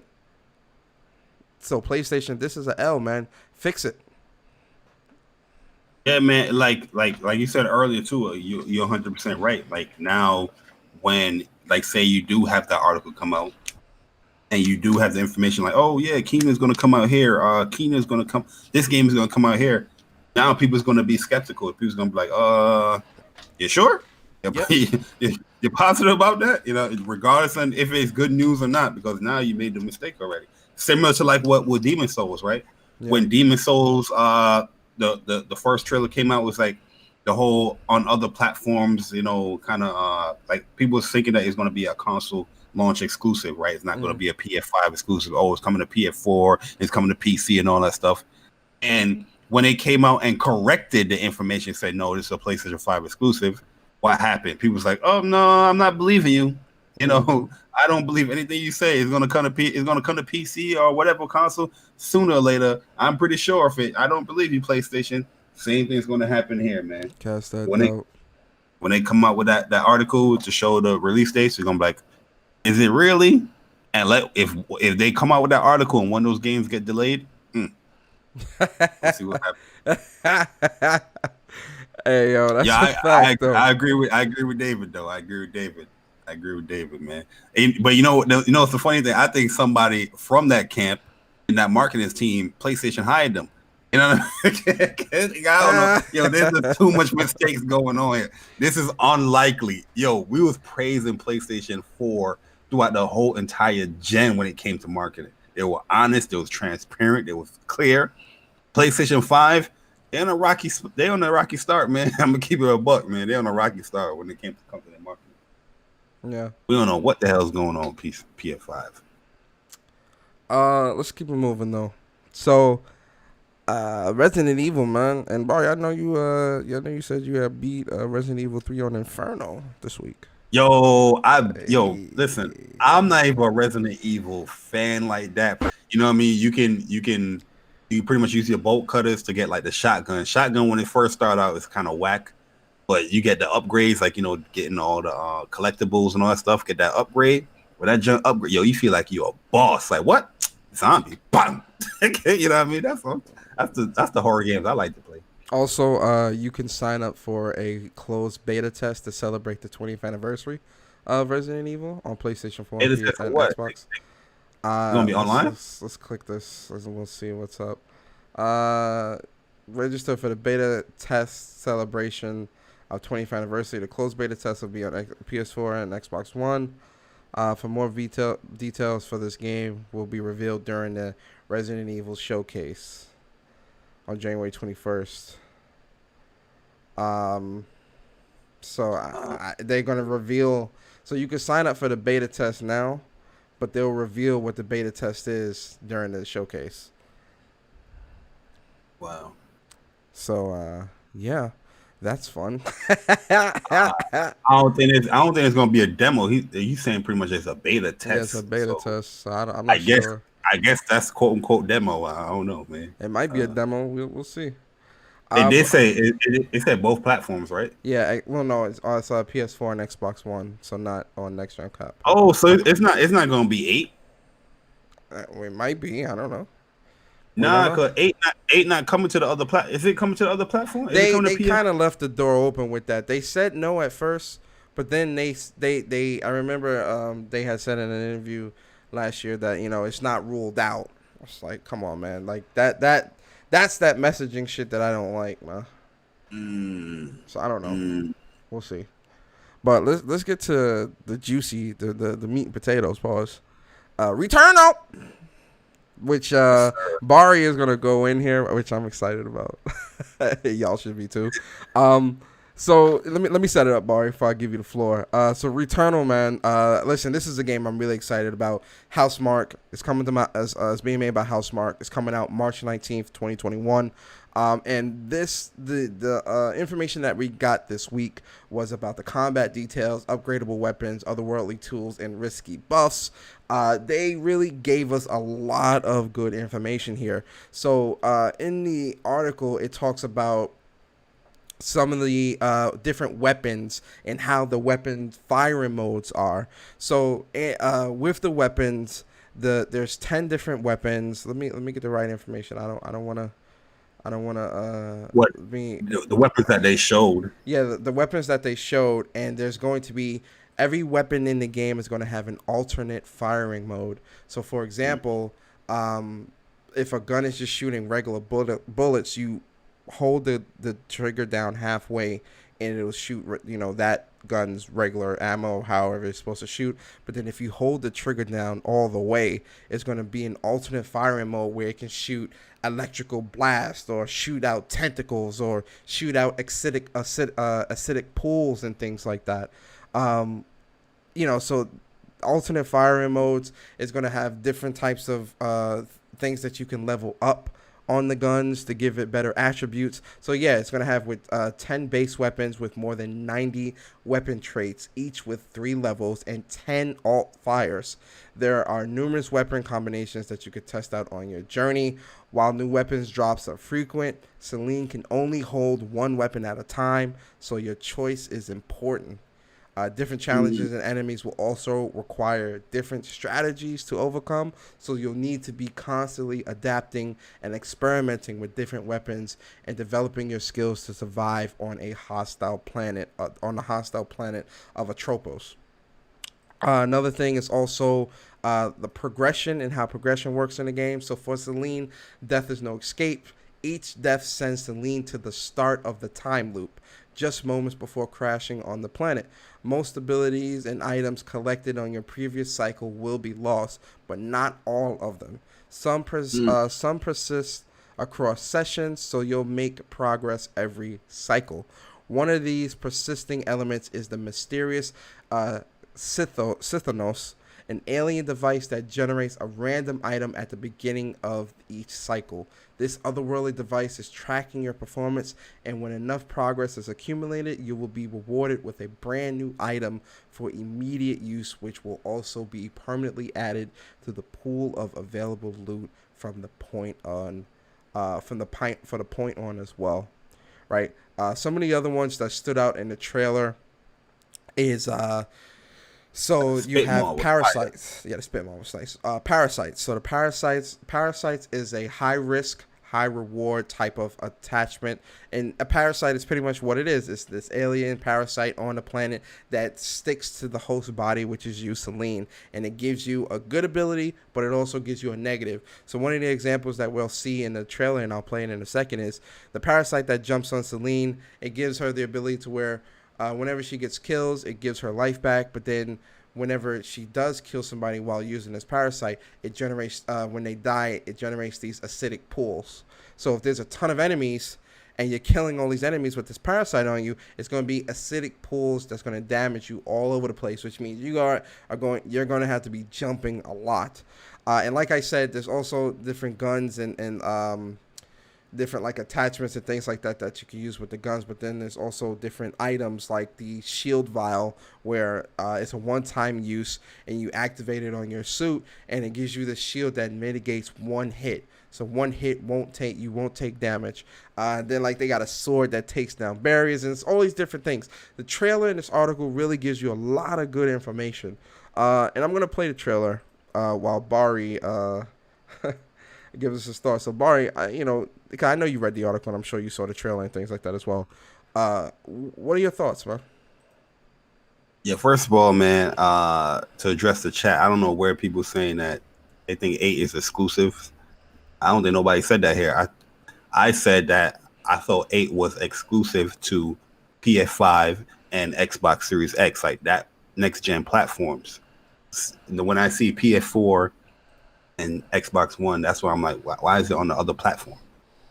So I don't know where everybody got the whole exclusive thing from. But to talk about this, man, your Persona, first of all, give a round of applause to yourself, man, because you went through a lot of detail there. It sounds like you listened to the podcast and actually read the article, because according to the gaming community, there's no information being given about this game. PlayStation's being quiet. You just went on a 20-minute speech there explaining the game and the weapon. That's the combat, matter of fact. You didn't even go into what story details was given and all that stuff. But we got the character name. We got the planet that she's abandoned on, or crash planet on, crash it on. But a lot of people, according to people, this game is not worth $70 because there's so much of lack of information. But they got a whole goddamn blog article. You got 3 different podcasters that is right on the dashboard of your PS5 or right on the PlayStation blog where you see this article, which is just kind of funny to me. I don't feel like people are trying to create excuses when it comes to wanting to buy this game that costs $70. During a podcast that Housemark has called Housecast, They went through and how this game is a AAA game. They went through some of the story details as far as with Celine and the planet that she's crash landing on, and the time loops and everything that she's trying to figure out the mysteries of the planet. But obviously, you're not going to want to give away all of the story tropes of this game because it is a thriller type mystery action game. So you want to keep some stuff for the gamer to figure out, right? Mm-hmm. And then the last podcast they had was a whole combat, giving you a slew of things that you can do as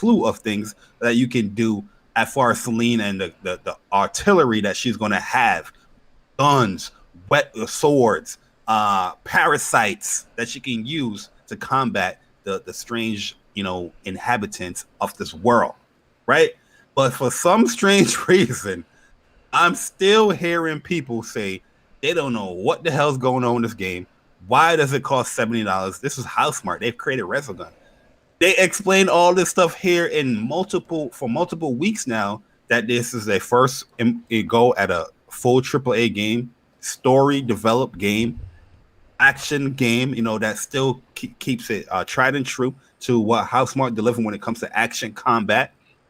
You know what I mean? But people still question $70. So is that really how we're gonna do this? That's what we're gonna do this gen, is like question a game, regardless of how much information is being divulged with the game, is because it's $70, you're gonna be ignorant to the fact that there's a whole bunch of information that's coming out for this game.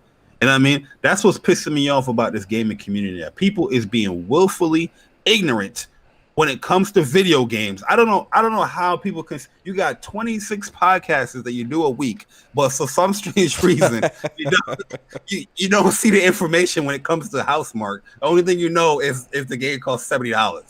What is going on here, man?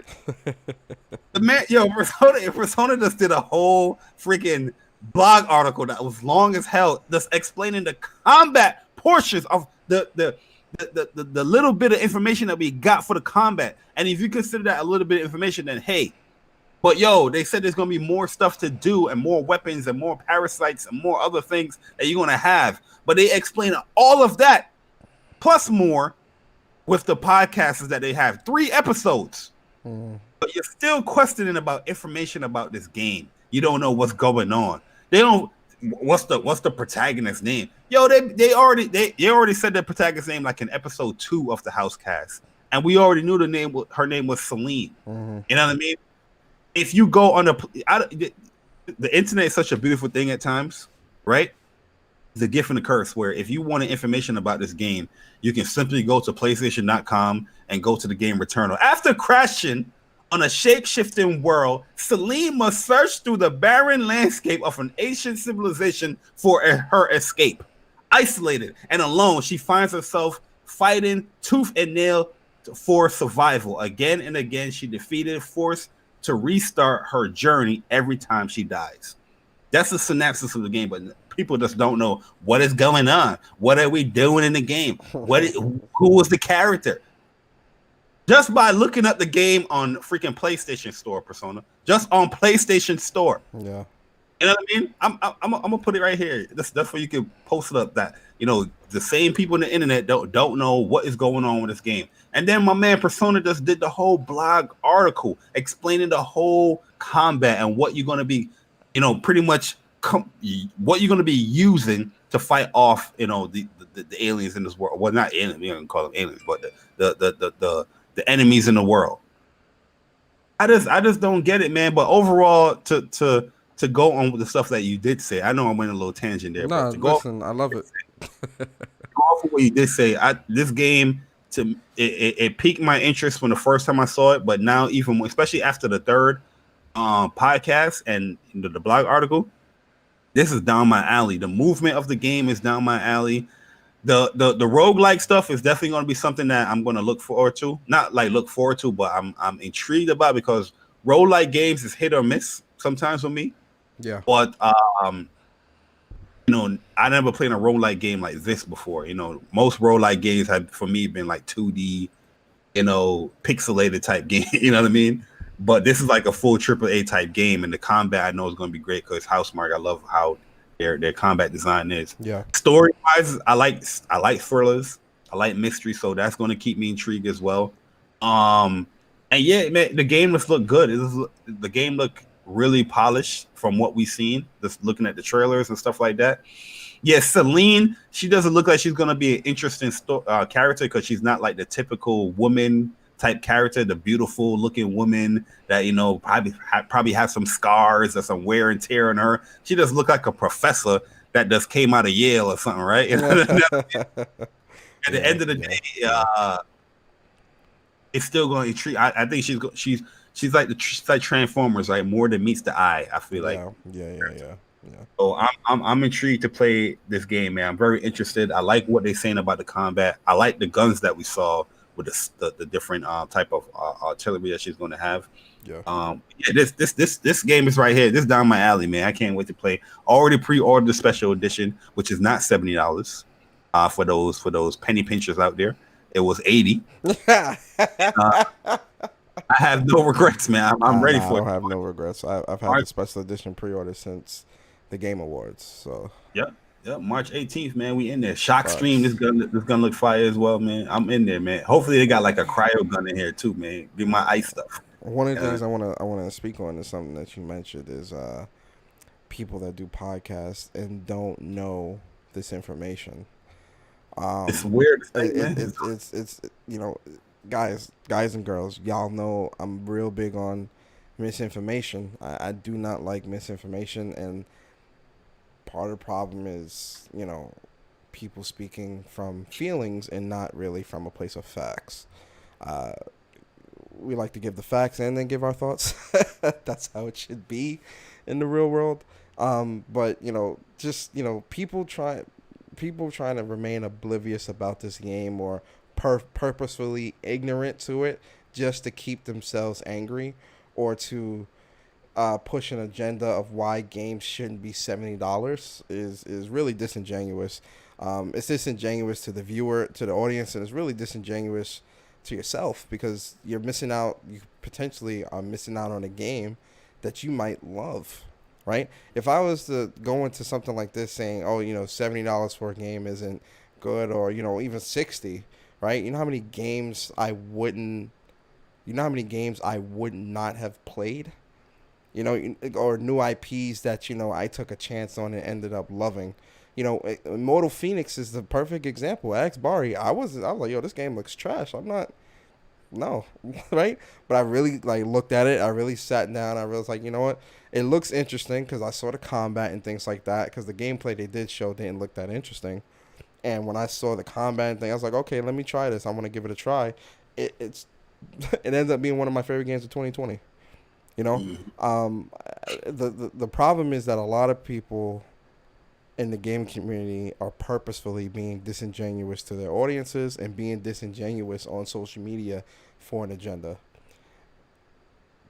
Returnal looks phenomenal. It looks fun. It looks great. It's from a developer that knows how to do gun combat, twin stick shooters, and things like that.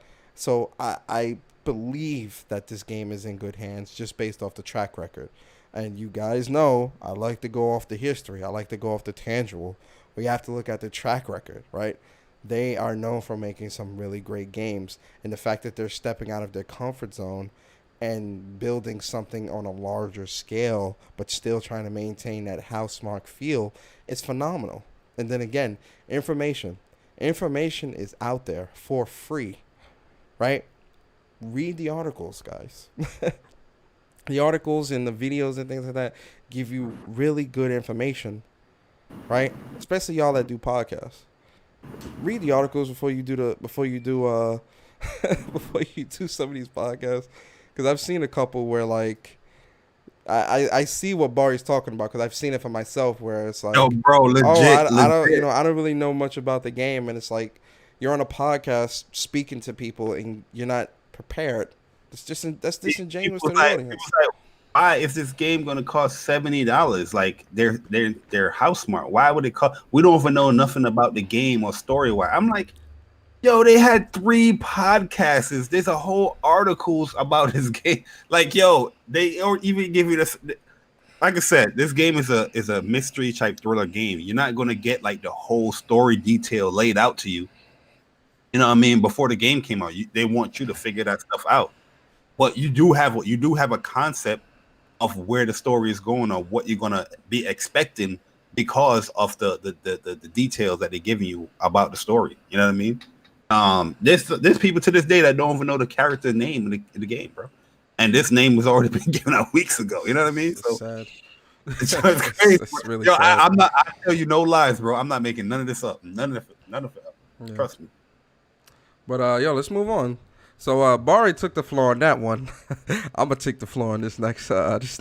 Oh yeah, this is all you right Listen, here, man. Listen, guys. Every time I keep saying I'm done talking about CD Projekt Red, something comes out that I just gotta talk about, and they pull me back in. So listen, let's set the stage, right? Let's set the story up, right? This man persona Jason Schreier. Let's set the story up, Bari. Let's set the story up, man. Right? So, co-founder of CD Projekt Red, I forgot his name. He comes out and he gives this, I'm sorry, we're sorry, I'm sorry, we're sorry, right? And I'm just sitting there watching this. I'm just laughing because I just did a laughing sound. If you wonder why I was quiet, Bari, I'm laughing because it came off disingenuous to me. I'll be honest, it did, and I'm just sitting there. Shut up! Like you just gotta shut up. Just shut up, right? So he's talking about how the development was this and how they took for granted when they had to work from home and they didn't have the ability to do this and do that, and how one of the things that the co-founder said that stood out to me was when he said that they were building for the PC and then trickled down instead of trickling up, right? Because the way I understand it with game development is they develop for the weakest console and then build up from there. You understand? They apparently did it the other way around. It was flipped. So he's giving his. They know their fan base. Yeah. They know their fan yes. Base. So he's giving all this talk about all this different stuff, and then they give us this roadmap, right? And I call this the roadmap of bullshit, right? But they give us a roadmap of 3 hot fixes, 2 patches, and then free DLCs and a free next gen patch at the second half. And really, where the next gen patch is damn near at the end of the roadmap. So we probably not going to see this until like December of 2021. Really, that's getting delayed. That's getting delayed. I definitely see this getting delayed. But they give a roadmap of their dedication to building the game up better and ensuring that people understand that they're committed to creating a great game, and they want people to understand and not to. One thing that he did say that I did agree is to not. To that it's all like the higher ups' fault, none of the team, like the regular developers and sound design and things like that. It's not their fault. It's the upper management and the big wigs, and it's their fault, which I agree it was, right? Especially with the article that we about to look at. So they give this roadmap. He's talking about how one thing that's like is a big lie, and like things that I don't like, some of the stuff that he was saying is, he says that when they developed Cyberpunk and they were playing it on the consoles, they didn't see the issues that we were seeing in the release. You're I'm sorry. I'm sorry, but you're lying right now. You're lying. Oh, they got exposed to that too. You're lying. You're lying, right? So all these different things, right? So I'm just like, yeah, we talked about it, but then it gets even juicier, guys. It gets even juicier, right? Because he puts this out. He puts out this roadmap of bullshit, and you thinking, all right, whatever, that's it. Oh no, because Jason Schreier himself released an article last night. That man Jason Schreier. No, in the morning, 12 o'clock in the morning, he released this article, right? And oh boy, let's read the title first. Inside Cyberpunk 2077 disastrous rollout. Developers say they knew the game wasn't ready to be released publicly. Jeez. Right? But let's go through some of this. Let's go through some of this. He's from New York, bro. Oh yeah, he a New Yorker. He a New Yorker. He gives no fucks. Oh no, he doesn't. He don't care about what that video says. Like, listen. It's all bullshit. He don't care. Because his sources is better. Yep. So one of the things we're not going to go through the entire, right? But we're going to go through some things that really stand out, and then real talk. Before you get to the article too, I want to call out the BS on the roadmap, because that roadmap is not going to be accurate, because they already promised a Witcher 3 next gen update, which is coming like springtime or something like that. So you know this thing is going to get fluctuated. This stuff is going to get moved around, yo. It's getting delayed. I'm not trusting anything roadmap when it comes to CD Projekt Red. Not at all. Not at all. This game. And another fun fact is that I'm pretty sure when you boot up your PS5, you saw that same video that that's the CEO or the co-CEO dude. The co-founder. The co-founder. PlayStation actually put that video.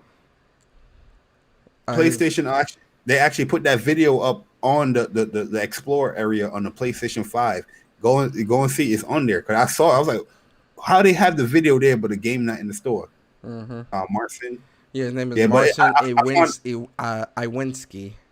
I found that kind of strange that they actually had the video up. So I'm guessing that the game is gonna come to the store soon. But go ahead, man. Yeah. So we let's dig through some of this, right? So a couple of things stood out to me here, right? And one of the things that really jumped out at me when it came to this is one thing that I said to all of you, right? I don't know why y'all had this studio on a pedestal like you had it. But let's talk about it. So one of the things that stood out was that CD Projekt Red was used to having a 200-person development team, right? When they were building Cyberpunk, they added on a lot of American developers and European developers, which brought their team to 500, which was something that they could not truly manage as well, which is why there was a lot of disconnect. One of the things that they had asked of their Polish developers is that whenever they were in meetings with the American developers and European developers, that really the culture was to speak English, but a lot of the developers refused to do that, and they still spoke their native language anyway during meetings and around the office. So there was a lot of communicational issues that was going on because of this. Another thing that stood out to me as well is that during the 2018 E3 presentation of Cyberpunk 2077, the developers said that demo was fake. All of that stuff in that demo was all developed separately from the game to satisfy the E3 presence. None of that was stuff that was truly being developed in the game, that was served as a vertical slice of something separate from their development. Anthemous. I gotta find that specific section, bruh. I gotta find that specific section because we got Anthem. I want to read that word for word because I couldn't believe what I was seeing, bruh. When I seen that, I was like, what's funny? Oh, here we go. Here we go. That is a common thing though that developers do, but normally it's a part of the game. It's a part of the game though. Yes, it's a part of the game. So it says, over time didn't make the development of the game any faster. At E3 in June 2019, CD Projekt Red announced the game would come out April 16th, as fans were elated. But internally, some members of the team could only scratch their heads, wondering how they could possibly finish the game by then. One person said they thought the date was a joke. Based on the team's progress, they expected the game to be ready in 2022. Jeez. Developers created memes of the game getting delayed, making bets on when it would happen. They weren't even ready. 2022. Yo, that sounds about right though. That's what we were saying. Like, this game ain't ready. This game ain't ready. 2022, Bari. Bro, we all felt this way because when I first played this game in the beginning, I was like, it felt cut. Like, where is the aspect of living a nomad? Where is this? Like, it's just right into Night City. There's no build up. There was no build, and then you did this cut scene to build up the Night City whole life, and you built.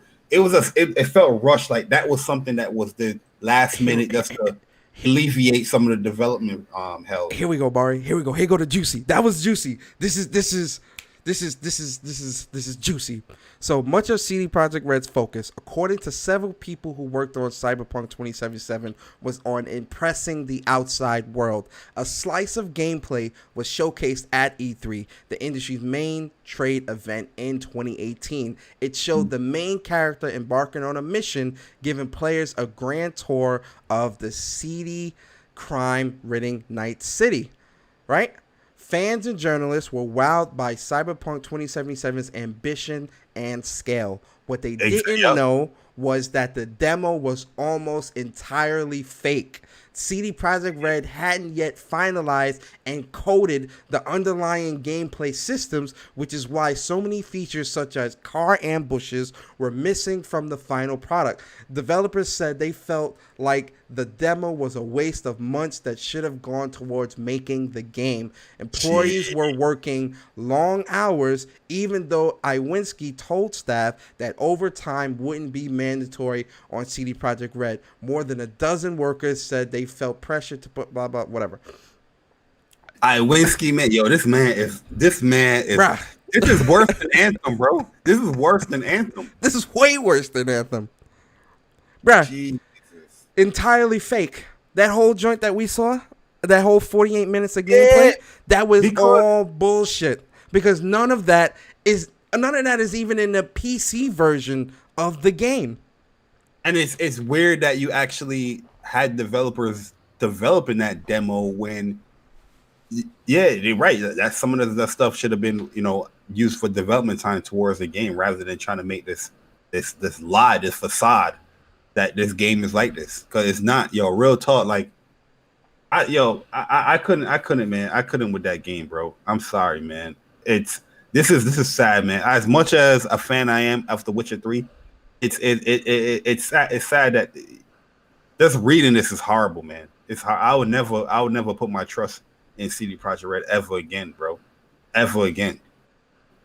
They're done, man. They're done. That first little segment that you read. Mm-hmm. Jeez Louise. Here's another good one from this article. Another indication of how CD Projekt Red stretched things too far was that it tried to develop the engine technology behind Cyberpunk 2077, most of which was brand new, simultaneously with the game, which slowed down production. One member of the team compared the process to trying to drive a train while the tracks are being laid in front of you at the same time. The engine that they were trying to use for Cyberpunk was also being developed in concession with the game. Terrible. And what they gave this game? A 90? A 9 out of 10 on PC. now remember what we talked about before, why I blame it. CD Projekt Red is to blame, but also some of these people that reviewed the game. You getting B-roll footage? Come on, man. A lot of people that reviewed the game had the same sentiment like me. Like, they had a lot of trust in Witcher 3. They playing this dog shit. They're like, yo, this ain't no quality at Witcher 3. But I love the Witcher 3. I can't trash it. You know what I mean? So they giving them the benefit of doubt. Oh, let me give him a 90. Exactly. Man, you gotta wake up, bro. This joint is horrible, man. This doesn't even put a bad stain on CD Projekt Red, but it put a bad stain on these gaming publications. Yes. Like, the blame is partially on them as well. On some of them, yes. Adrian Jakubayak, a former audio programmer for CD Projekt Red, said one of his colleagues asked during a meeting how the company thought it would be able to pull off a technically more challenging project in the same time frame as The Witcher. Someone answered, "We'll figure it out along the way." No planning, no leadership. Yo, that's what Anthem did, bro. Yep. Anthem was like, "Yeah, we'll figure it out, man." Oh, they said the demo, the game wasn't even developed, the game wasn't even finished then when that demo came out. This is Anthem 2.0, bro. This one right here. Part of the fans' disappointment is proportional to the amount of time they spent waiting for the game. Although Cyberpunk was announced in 2012, the company was then still mainly focused on its last title, and full development didn't start until 2016. That was when CD Projekt Red and essentially hit the reset button, according to people familiar with the project. Studio head Adam Badowski took over as director, demanding overhauls to Cyberpunk's gameplay and story. For the next year, everything was changing, including fundamental elements like the gameplay perspective. Top staff who had worked on The Witcher 3 had strong opinions on how Cyberpunk should be made, which clashed with Badowski and led to eventual departure of several top developers. I don't think developers wanted this game to be first person. I don't think so. Go back to the map layout, the what you call it, the yellow little map thing that they had. Yeah, I got it. Bro, what's up, bro? This is legit. That's like the game shouldn't be coming out yet, right? Mm-hmm. And this is the development process that should be happening right now. And then if you look at it, 2022 is when the game is supposed to come out. They legit just doing what developers are saying here. The game's supposed to come out in 2022. By 2022, you will be playing Cyberpunk the way it's intended to play. Facts. You know what I mean? That's when the game is. Look at the next gen free update, and they put 2022 here for a reason, because that's when they know the game's supposed to come out, bro. There's a line right here for 2022, but they have nothing there. That's when the game's supposed to come out. This game came out 2 years too early. Jesus Christ. Yo, that's what it is. Jesus that's Christ. Crazy, bro. Yeah. Yo, how you gonna try to develop the engine and the game at the same time? Bro. And I'm not a developer. I can't say shit. But yo, that just sounds weird to me. Peep this. This is the last excerpt I'll read, and then we'll give our final thoughts. Even as the timeline, Persona is smiling right now. I know I'm smiling ear to ear, bro. Even as the timeline looked increasingly unrealistic, management said delaying wasn't an option. Their goal was to release Cyberpunk before new consoles from Microsoft and Sony, expected in the fall of 2020, were even announced. That way, the company could launch the game on existing PS4, Xbox One, and PC, and then double dip by releasing versions down the road for next-gen consoles. People who bought the old console versions would receive free upgrades when the new ones were available. Some engineers realized that Cyberpunk was too complex of a game to run well on the 7-year-old hardware, with its city full of bustling crowds and hulking buildings. They said hulking buildings. They said management dismissed their concerns, however, citing their success in pulling off The Witcher 3. By the end of 2019, management finally acknowledged that Cyberpunk needed to be delayed. Last January, the company pushed the game's release to September. In March, as the pandemic began ravaging the globe and forcing people to stay inside, CD Projekt Red staff had to complete the game from their homes. Without access to the office's console development kits, most developers would play builds of the game on their home computers, so it wasn't clear to everyone how Cyberpunk might run on PS4 and Xbox One. External tests, however, showed clear performance issues. So that makes sense right there. That makes complete sense right there, and that's what really happened. That's what really happened right there. Because they're running internal tests from their computers at home, not the actual dev kit. So we're not going to see an issue. But exactly. You have to do some external tests before the game come out. But anyway, they didn't even test the console on the game on consoles, bruh. My question is, how does game even pass certifications? Like, how did it get a gold, master disc? You know what I mean? I don't know. That's how the game came out. I feel like they paid some people under the table or something. I can't see this game pass. Bro, this game is unplayable. Yeah, like when it released. It's weird, bro. Like, how you pass that? You know what I mean? Yo, listen. This shit's a ravaging L, bruh.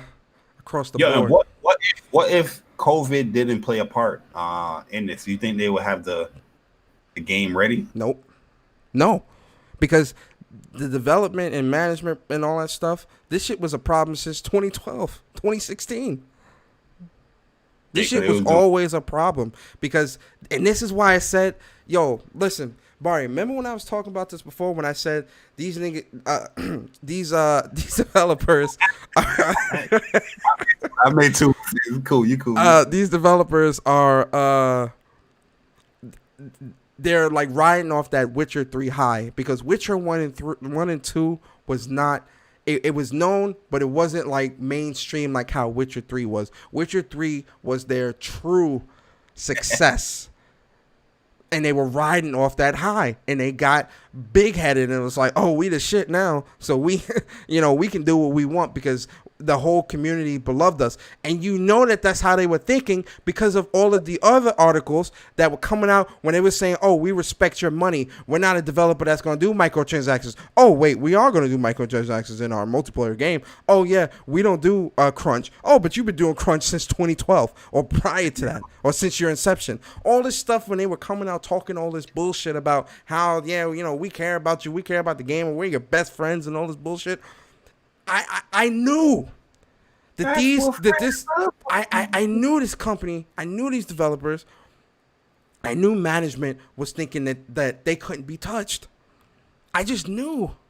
And like I said, it's the same attitude that BioWare had because of the whole Dragon Age Inquisition. Oh, we won Game of the Year, we barely did anything, so we're gonna do it again for Anthem, and it bit them in the butt. Yo, the chat is funny as hell, bro. There's 2 times where I almost said, the N word. And yo, everybody noticed when you almost said it. Like, yo, I got a little too hype. I got a little too hype, and it kind of slipped. I had to catch I caught myself though. We heard that. I caught myself though. That's funny as hell, bro. Hey, yo, listen. At the end of the day, CD Projekt Red is an L. And listen, man, it sucks. Nah, you're right, man. You're right. It don't suck. No. Hold on. It's gonna make sense. It sucks, but I'm glad this is happening because it brings them down a peg, and it brings reality to you fools that were putting them on this pedestal next to Naughty Dog and Rockstar. So I'm laughing at y'all. I'm laughing at everyone that was putting this studio on a pedestal for one game. I'm laughing at y'all. This whole thing, right? I'm not saying that developers don't have issues within their studios, but Naughty Dog would never put out a product like this, even with the issue. No, they wouldn't. Even with no, they wouldn't put out a product like this. Rockstar wouldn't do that either. Honestly, keeping it a stack with you. Nah, Rockstar. Sony Santa Monica wouldn't do this. No. This game even clearly, Bandai Namco wouldn't do this. Bandai, nah. You have a playable game. Some aspects might not be perfect, but the game you play. This game was not playable like that. The shooting sucked. They cut out. Bro. Even Assassin's Creed Unity wasn't this bad. Assassin's Creed Unity had problems. Assassin's Creed Unity, it had its story together. They didn't cut out story. It just had. They didn't cut out nothing. It just had a couple of developmental issues. Nothing to this level. I ain't gonna go that far with Assassin's Creed Unity, but this is by far this is by far the worst case. You know what I mean? When it comes, Anthem is right there. Cyberpunk is ahead of Anthem by like a mile. I'm gonna be honest with you. Anthem game is actually good. This is just like the game. It had a lot of technical issues. The loading was crazy. Yes. The open world aspect where you playing co-op. The lack of content. There was almost no content in the game. The gameplay had me playing it, but Cyberpunk, I stopped playing the game just due to the gameplay was bad. The story I felt was like cut. The gunplay was terrible, man. Like I'm sorry. Like, and I play shooters. You people not gonna tell me first person shooters. You're not gonna tell me, oh yeah, it gets better. No, it needs to be good now. Bro, I wasn't even expecting it to be that good. You know what I mean? Like, oh, this is gonna be a top notch first person shooting experience, but at least be decent. It wasn't even decent, bro. It was bad. I'm telling you, that's because this game should have been in third person. If it was a third person shooter like that, it would have worked. Bro, no. Did you see I think somebody broke the game and they made a third person view. Well, that's Did you see because the animation? yeah, well, that's because this game's a buggy mess. Yes, I seen that where like the arm was Yo, stuck bro, out and all this crazy. Yo, I would have play Jesus. this game no third person, bro. Yo, that game looked hot garbage. It looked hot garbage. Yo, dude, the running animation was garbage in third person. Everything just looked garbage with the whole character. Nah, this game couldn't be third. It would be preferred, but it would nah. I would have wanted to play third person. So yeah, that's the news for this week. Let's get into this topic, man. All right, so this is a PlayStation Central podcast where we talk about all things PlayStation and PlayStation only. But the inspiration for this topic question, I have to admit, was sparked by Bethesda, and we know that Bethesda is going to be owned by Microsoft and Xbox, right? So I just want to put that disclaimer out there before I ask the question. So we know that Indiana Jones got announced this week, and the reason why we didn't talk about that is because we don't know if that's PlayStation or not. Hey yo, I'm keeping it stuck. We don't know if that's PlayStation or not. So I really bring it up. You feel me? But we know that Indiana Jones got announced this week, right? And we know that Indiana Jones hasn't been made for a while, right? So we saw when the trailer released, instead of seeing a lot of excitement, you've seen a lot of people question whether it was going to be exclusive to Microsoft or going to other platforms. That was the main topic of conversation, right? So, I had put a tweet up saying, it's crazy to see more people wonder where the game will or will not be played as opposed to just general excitement for the game. And, it had me thinking, right, when I was creating a show outline for this week, Bari. I was like, I'm curious now, like, I want us to have this conversation, and y'all in the chat, y'all can give y'all thoughts too, because we're curious. So Bari, my question to you is, do you get more excited if a game is exclusive to PlayStation as opposed to a multiplat? And I know you're gonna be honest with your answer, but I'm gonna put it out there for the disclaimer. Keep it. Be honest. This is a conversation. So let me know, Bari. What's your thoughts, man? Yeah, I'm more excited for a game being exclusive to the platform I prefer. Mm-hmm.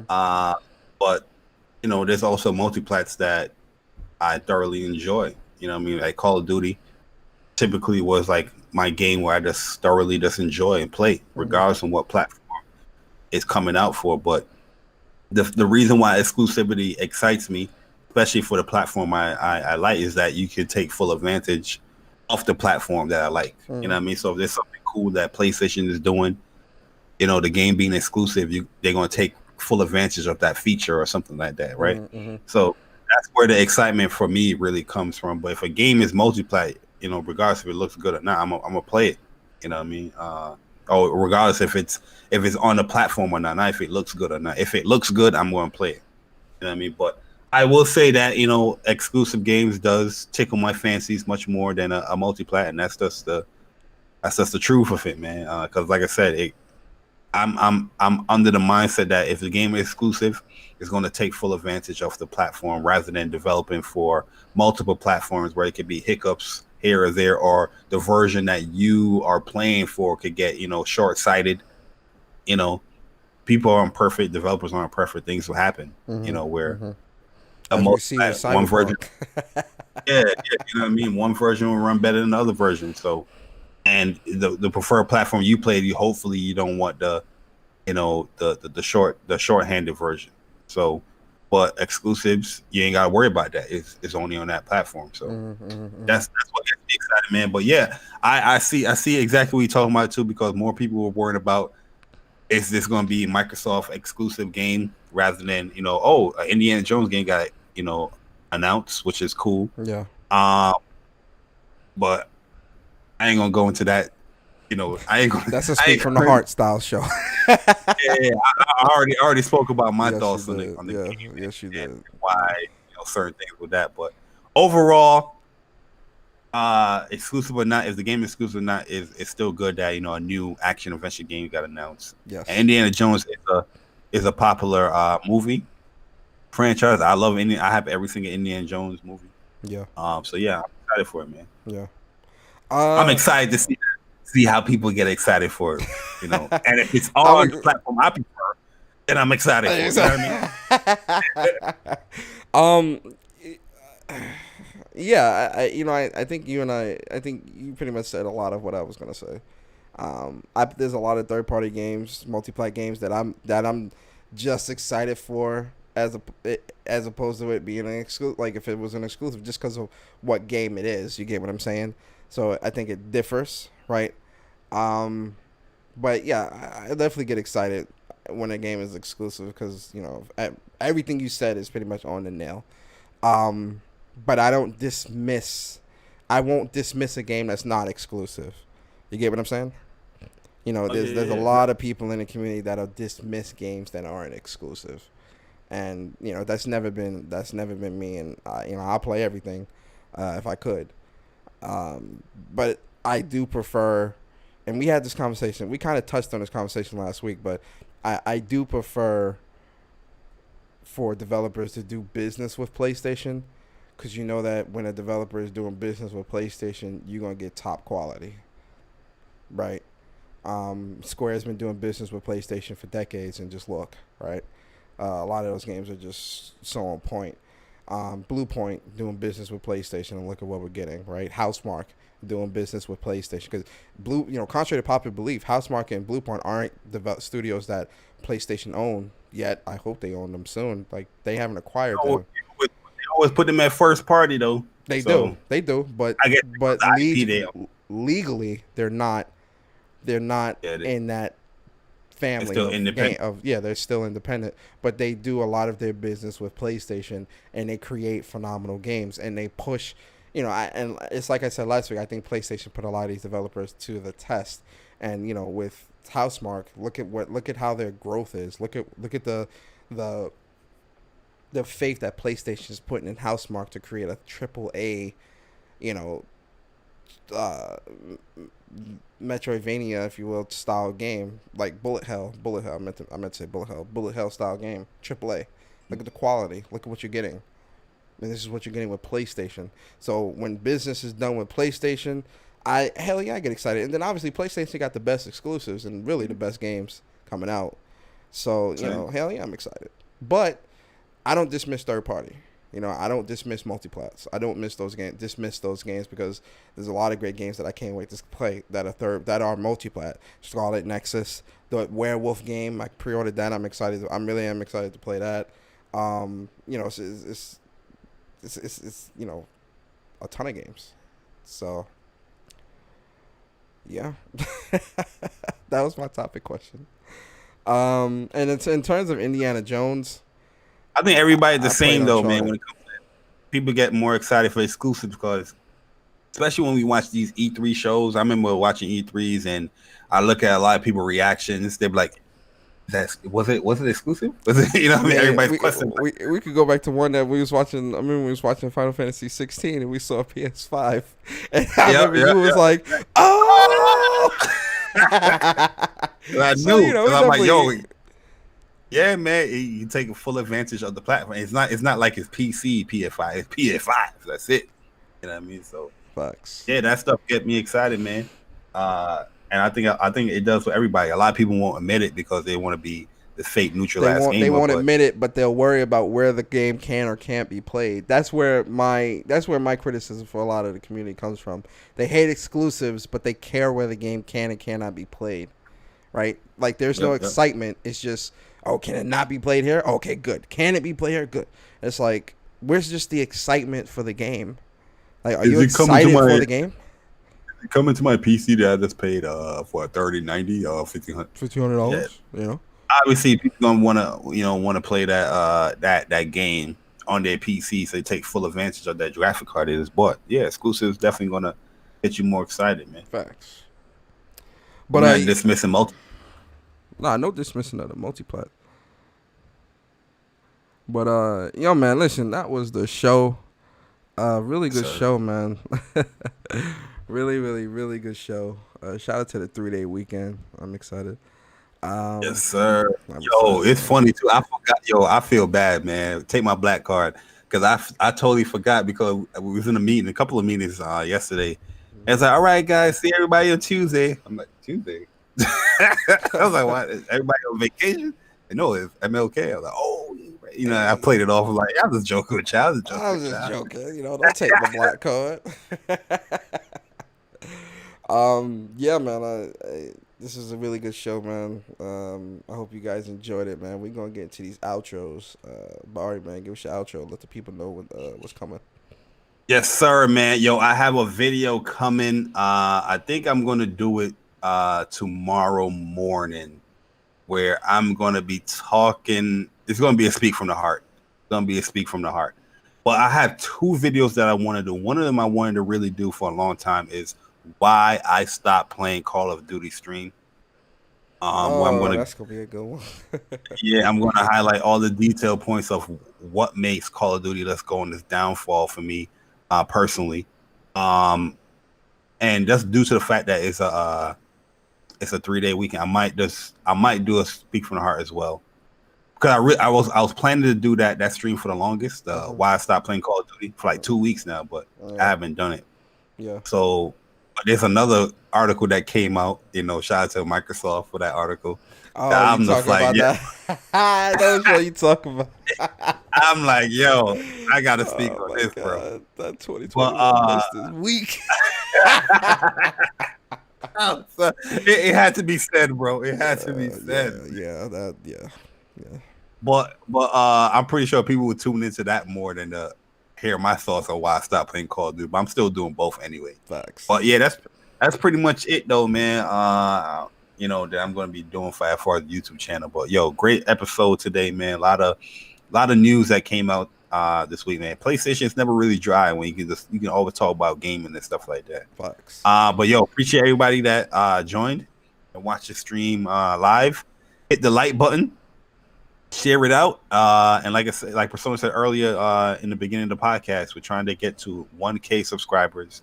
Help us make that goal possible by subscribing. Hit the subscribe button. If you guys enjoy the podcast, you know, hit the like and subscribe, man.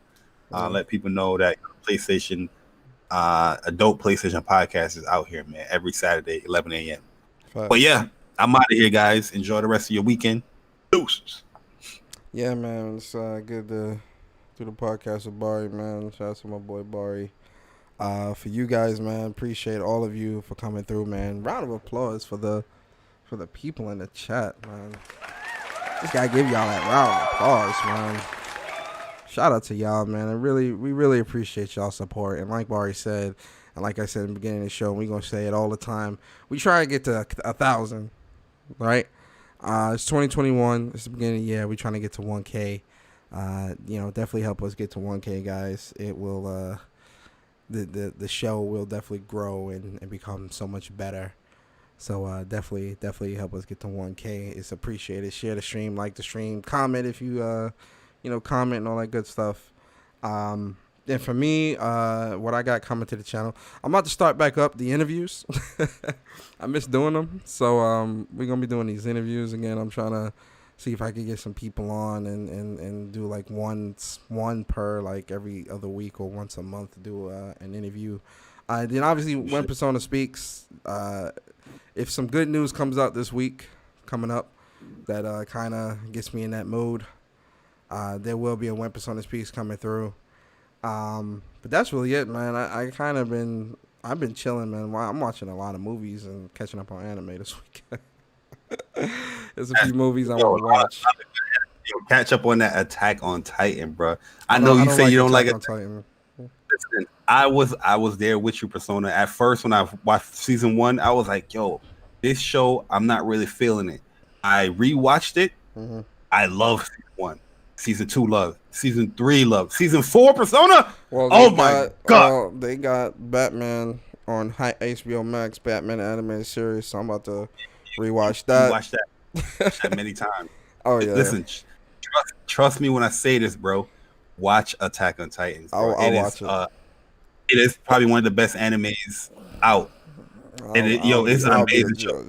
The manga is good too. The manga is very, very good, matter of fact, as well. But Well, didn't the show end? this is the last season, yeah. Last season. And that's what makes it so good because I just want to see how they're gonna play it out with the anime part. Listen, watch Attack on Titan, man. I'm trying to tell you, man. I'll watch it. I'll watch it. I've been watching. I started over Yu Yu Hakusho again, so I'm watching that. And I'm catching up on My Hero Academia because I'm like 2 seasons behind. No, I'm a season behind, so I'm watching that. But I'll throw Attack on Titan in the mix as well. It's a show called Snowfall that I want to watch too on Hulu. This shit called Snowfall. It's like a gangster show or whatever. So I'm gonna watch that, and then this movie on HBO Max called Lockdown with Anne Hathaway and I forgot the dude from 12 Years a Slave. Anne Hathaway, that's cool, yo. Yeah, she cute, man. She real cute. And I'm actually gonna rewatch WandaVision episode 1 and 2 because I know I missed it. From what the articles are saying, there was a lot of Easter eggs. So I'm gonna rewatch both of those and see if I can catch them myself. A lot. Yeah, I didn't catch all of them, so. A lot of nods in there. Yeah, so I'm gonna rewatch those too, and I'm gonna play some games too. I've been playing Destiny lately, but Destiny is trash because the stasis, man. The stasis. Yeah, you seen the clips. Y'all seen the clips. The clips. Yo, I don't need the. Matter of fact, let me show this real quick before we get up out of here, man. I have to put this out there. I'm sorry. That needs wild right now. Destiny is cancer right now, bro. Watch this. All right, so. Did you watch Yasha? Hime? No, not yet. That's actually on the list too. Bro. I gotta watch that too. It's on the list. Yo, look at this. So, I'm good at shooters, man. Ask Bari. Me and Bari been playing shooters for like almost 8-9 years now. I'm good at shooters. I know how to strafe. I know how to. I'm good at gunplay. Watch this. Just watch this. Hold up. Let me watch this. Watch. These shooters nowadays, man. Look. I'm stuck in place. Look. Niggas can throw a grenade and freeze me in place. Hey, bro, let me say that, bro. Like, this is what they do. Here's another one. Again, watch. The thing is with these shooters, they build up these things where you can't counter the cheapness. No, there's no counter for this either. For stasis, there's no counter. You're not the spender. You're the player. You're not the spender. The spender is going to buy the cheapness, or they're going to continue to spend in the game because they can use the cheapness. Yep. Watch this. This guy is almost dead too. Watch this. Look, I'm stuck in place. Bruh. I'm stuck in I'm place. just getting frozen and killed, bruh. That junk tracks? Yes. That's a grenade? No, it's so warlocks have this warlocks have the grenade, but they have this iced melee that they can just throw ice at you and freeze you in place like that. Yo, that's mad far though, and it tracked you. Peep this one, man. Peep this one right here. Yeah. Peep this, bruh. I can't lie. Yeah. I can't lie. I can't lie, bruh. I can't lie. You gotta fight fire with fire, bruh. Bruh, but that's what they want you to do, man. Hold on. Everybody's gonna have to pick warlock and not use the other classes for them to. It's not just warlock though; it's hunters too. Watch this. So I kill this guy, but he's gonna freeze me as he dies, right? So I'm frozen in place. Look how long it takes me to get out the ice. Peep this. Let's play that back. Let's play it back. Peep it. I'm stuck. Let's watch this. Yo, why is the stasis so like the it's like a huge ass AOE? Because they have like the wall grenade. Oh, that's a wall grenade that creates a wall of ice, and that's what he threw at me, and it froze me in place. I'm trying to break out. I can't. It takes you 50 years to break out of the stasis, and this is fun in PvP. Yeah, Stop it, that's man. dead right there. Stop it. Yo, I will use this. I use the hell out of that stasis. I like freezing motherfuckers, but that looks cheap. And comp though, like a competitive, because like I play a lot of comp, so in like a competitive comp setting, people are using this and they're like on the brink of death. and they'll freeze you and get the kill because you're frozen. You can't do nothing. It look that cheap. Yeah, that breaks I the remember game. bro. I remember when you I was playing with you and Hives, bro. Yo, I was like, I just wanted to play some Crucible. Yeah, I was like, no, we going to comp. Yo, I'm not even level 1 yet, guys. I'm like 0. I had no guns, and yo, I'm fighting against this ice junk. I'm like, yo, what? This junk just like, he's like, yo, he's coming with the cry. I'm like, because like Persona said, we play a lot of shoes. I'm like, I ain't worried about that, man. So I'm running up and say, oh yeah, I got word real quick. That junk is crazy, dog. OP, man. It breaks PvP. It breaks it. It's ridiculous. But I hope you guys that little bonus footage. But yeah, we about to get up out of here, guys. Hope you guys enjoy your weekend. Please be safe. Have fun, play games, wash your hands, wear a mask, and we'll see you guys later. We out. Peace.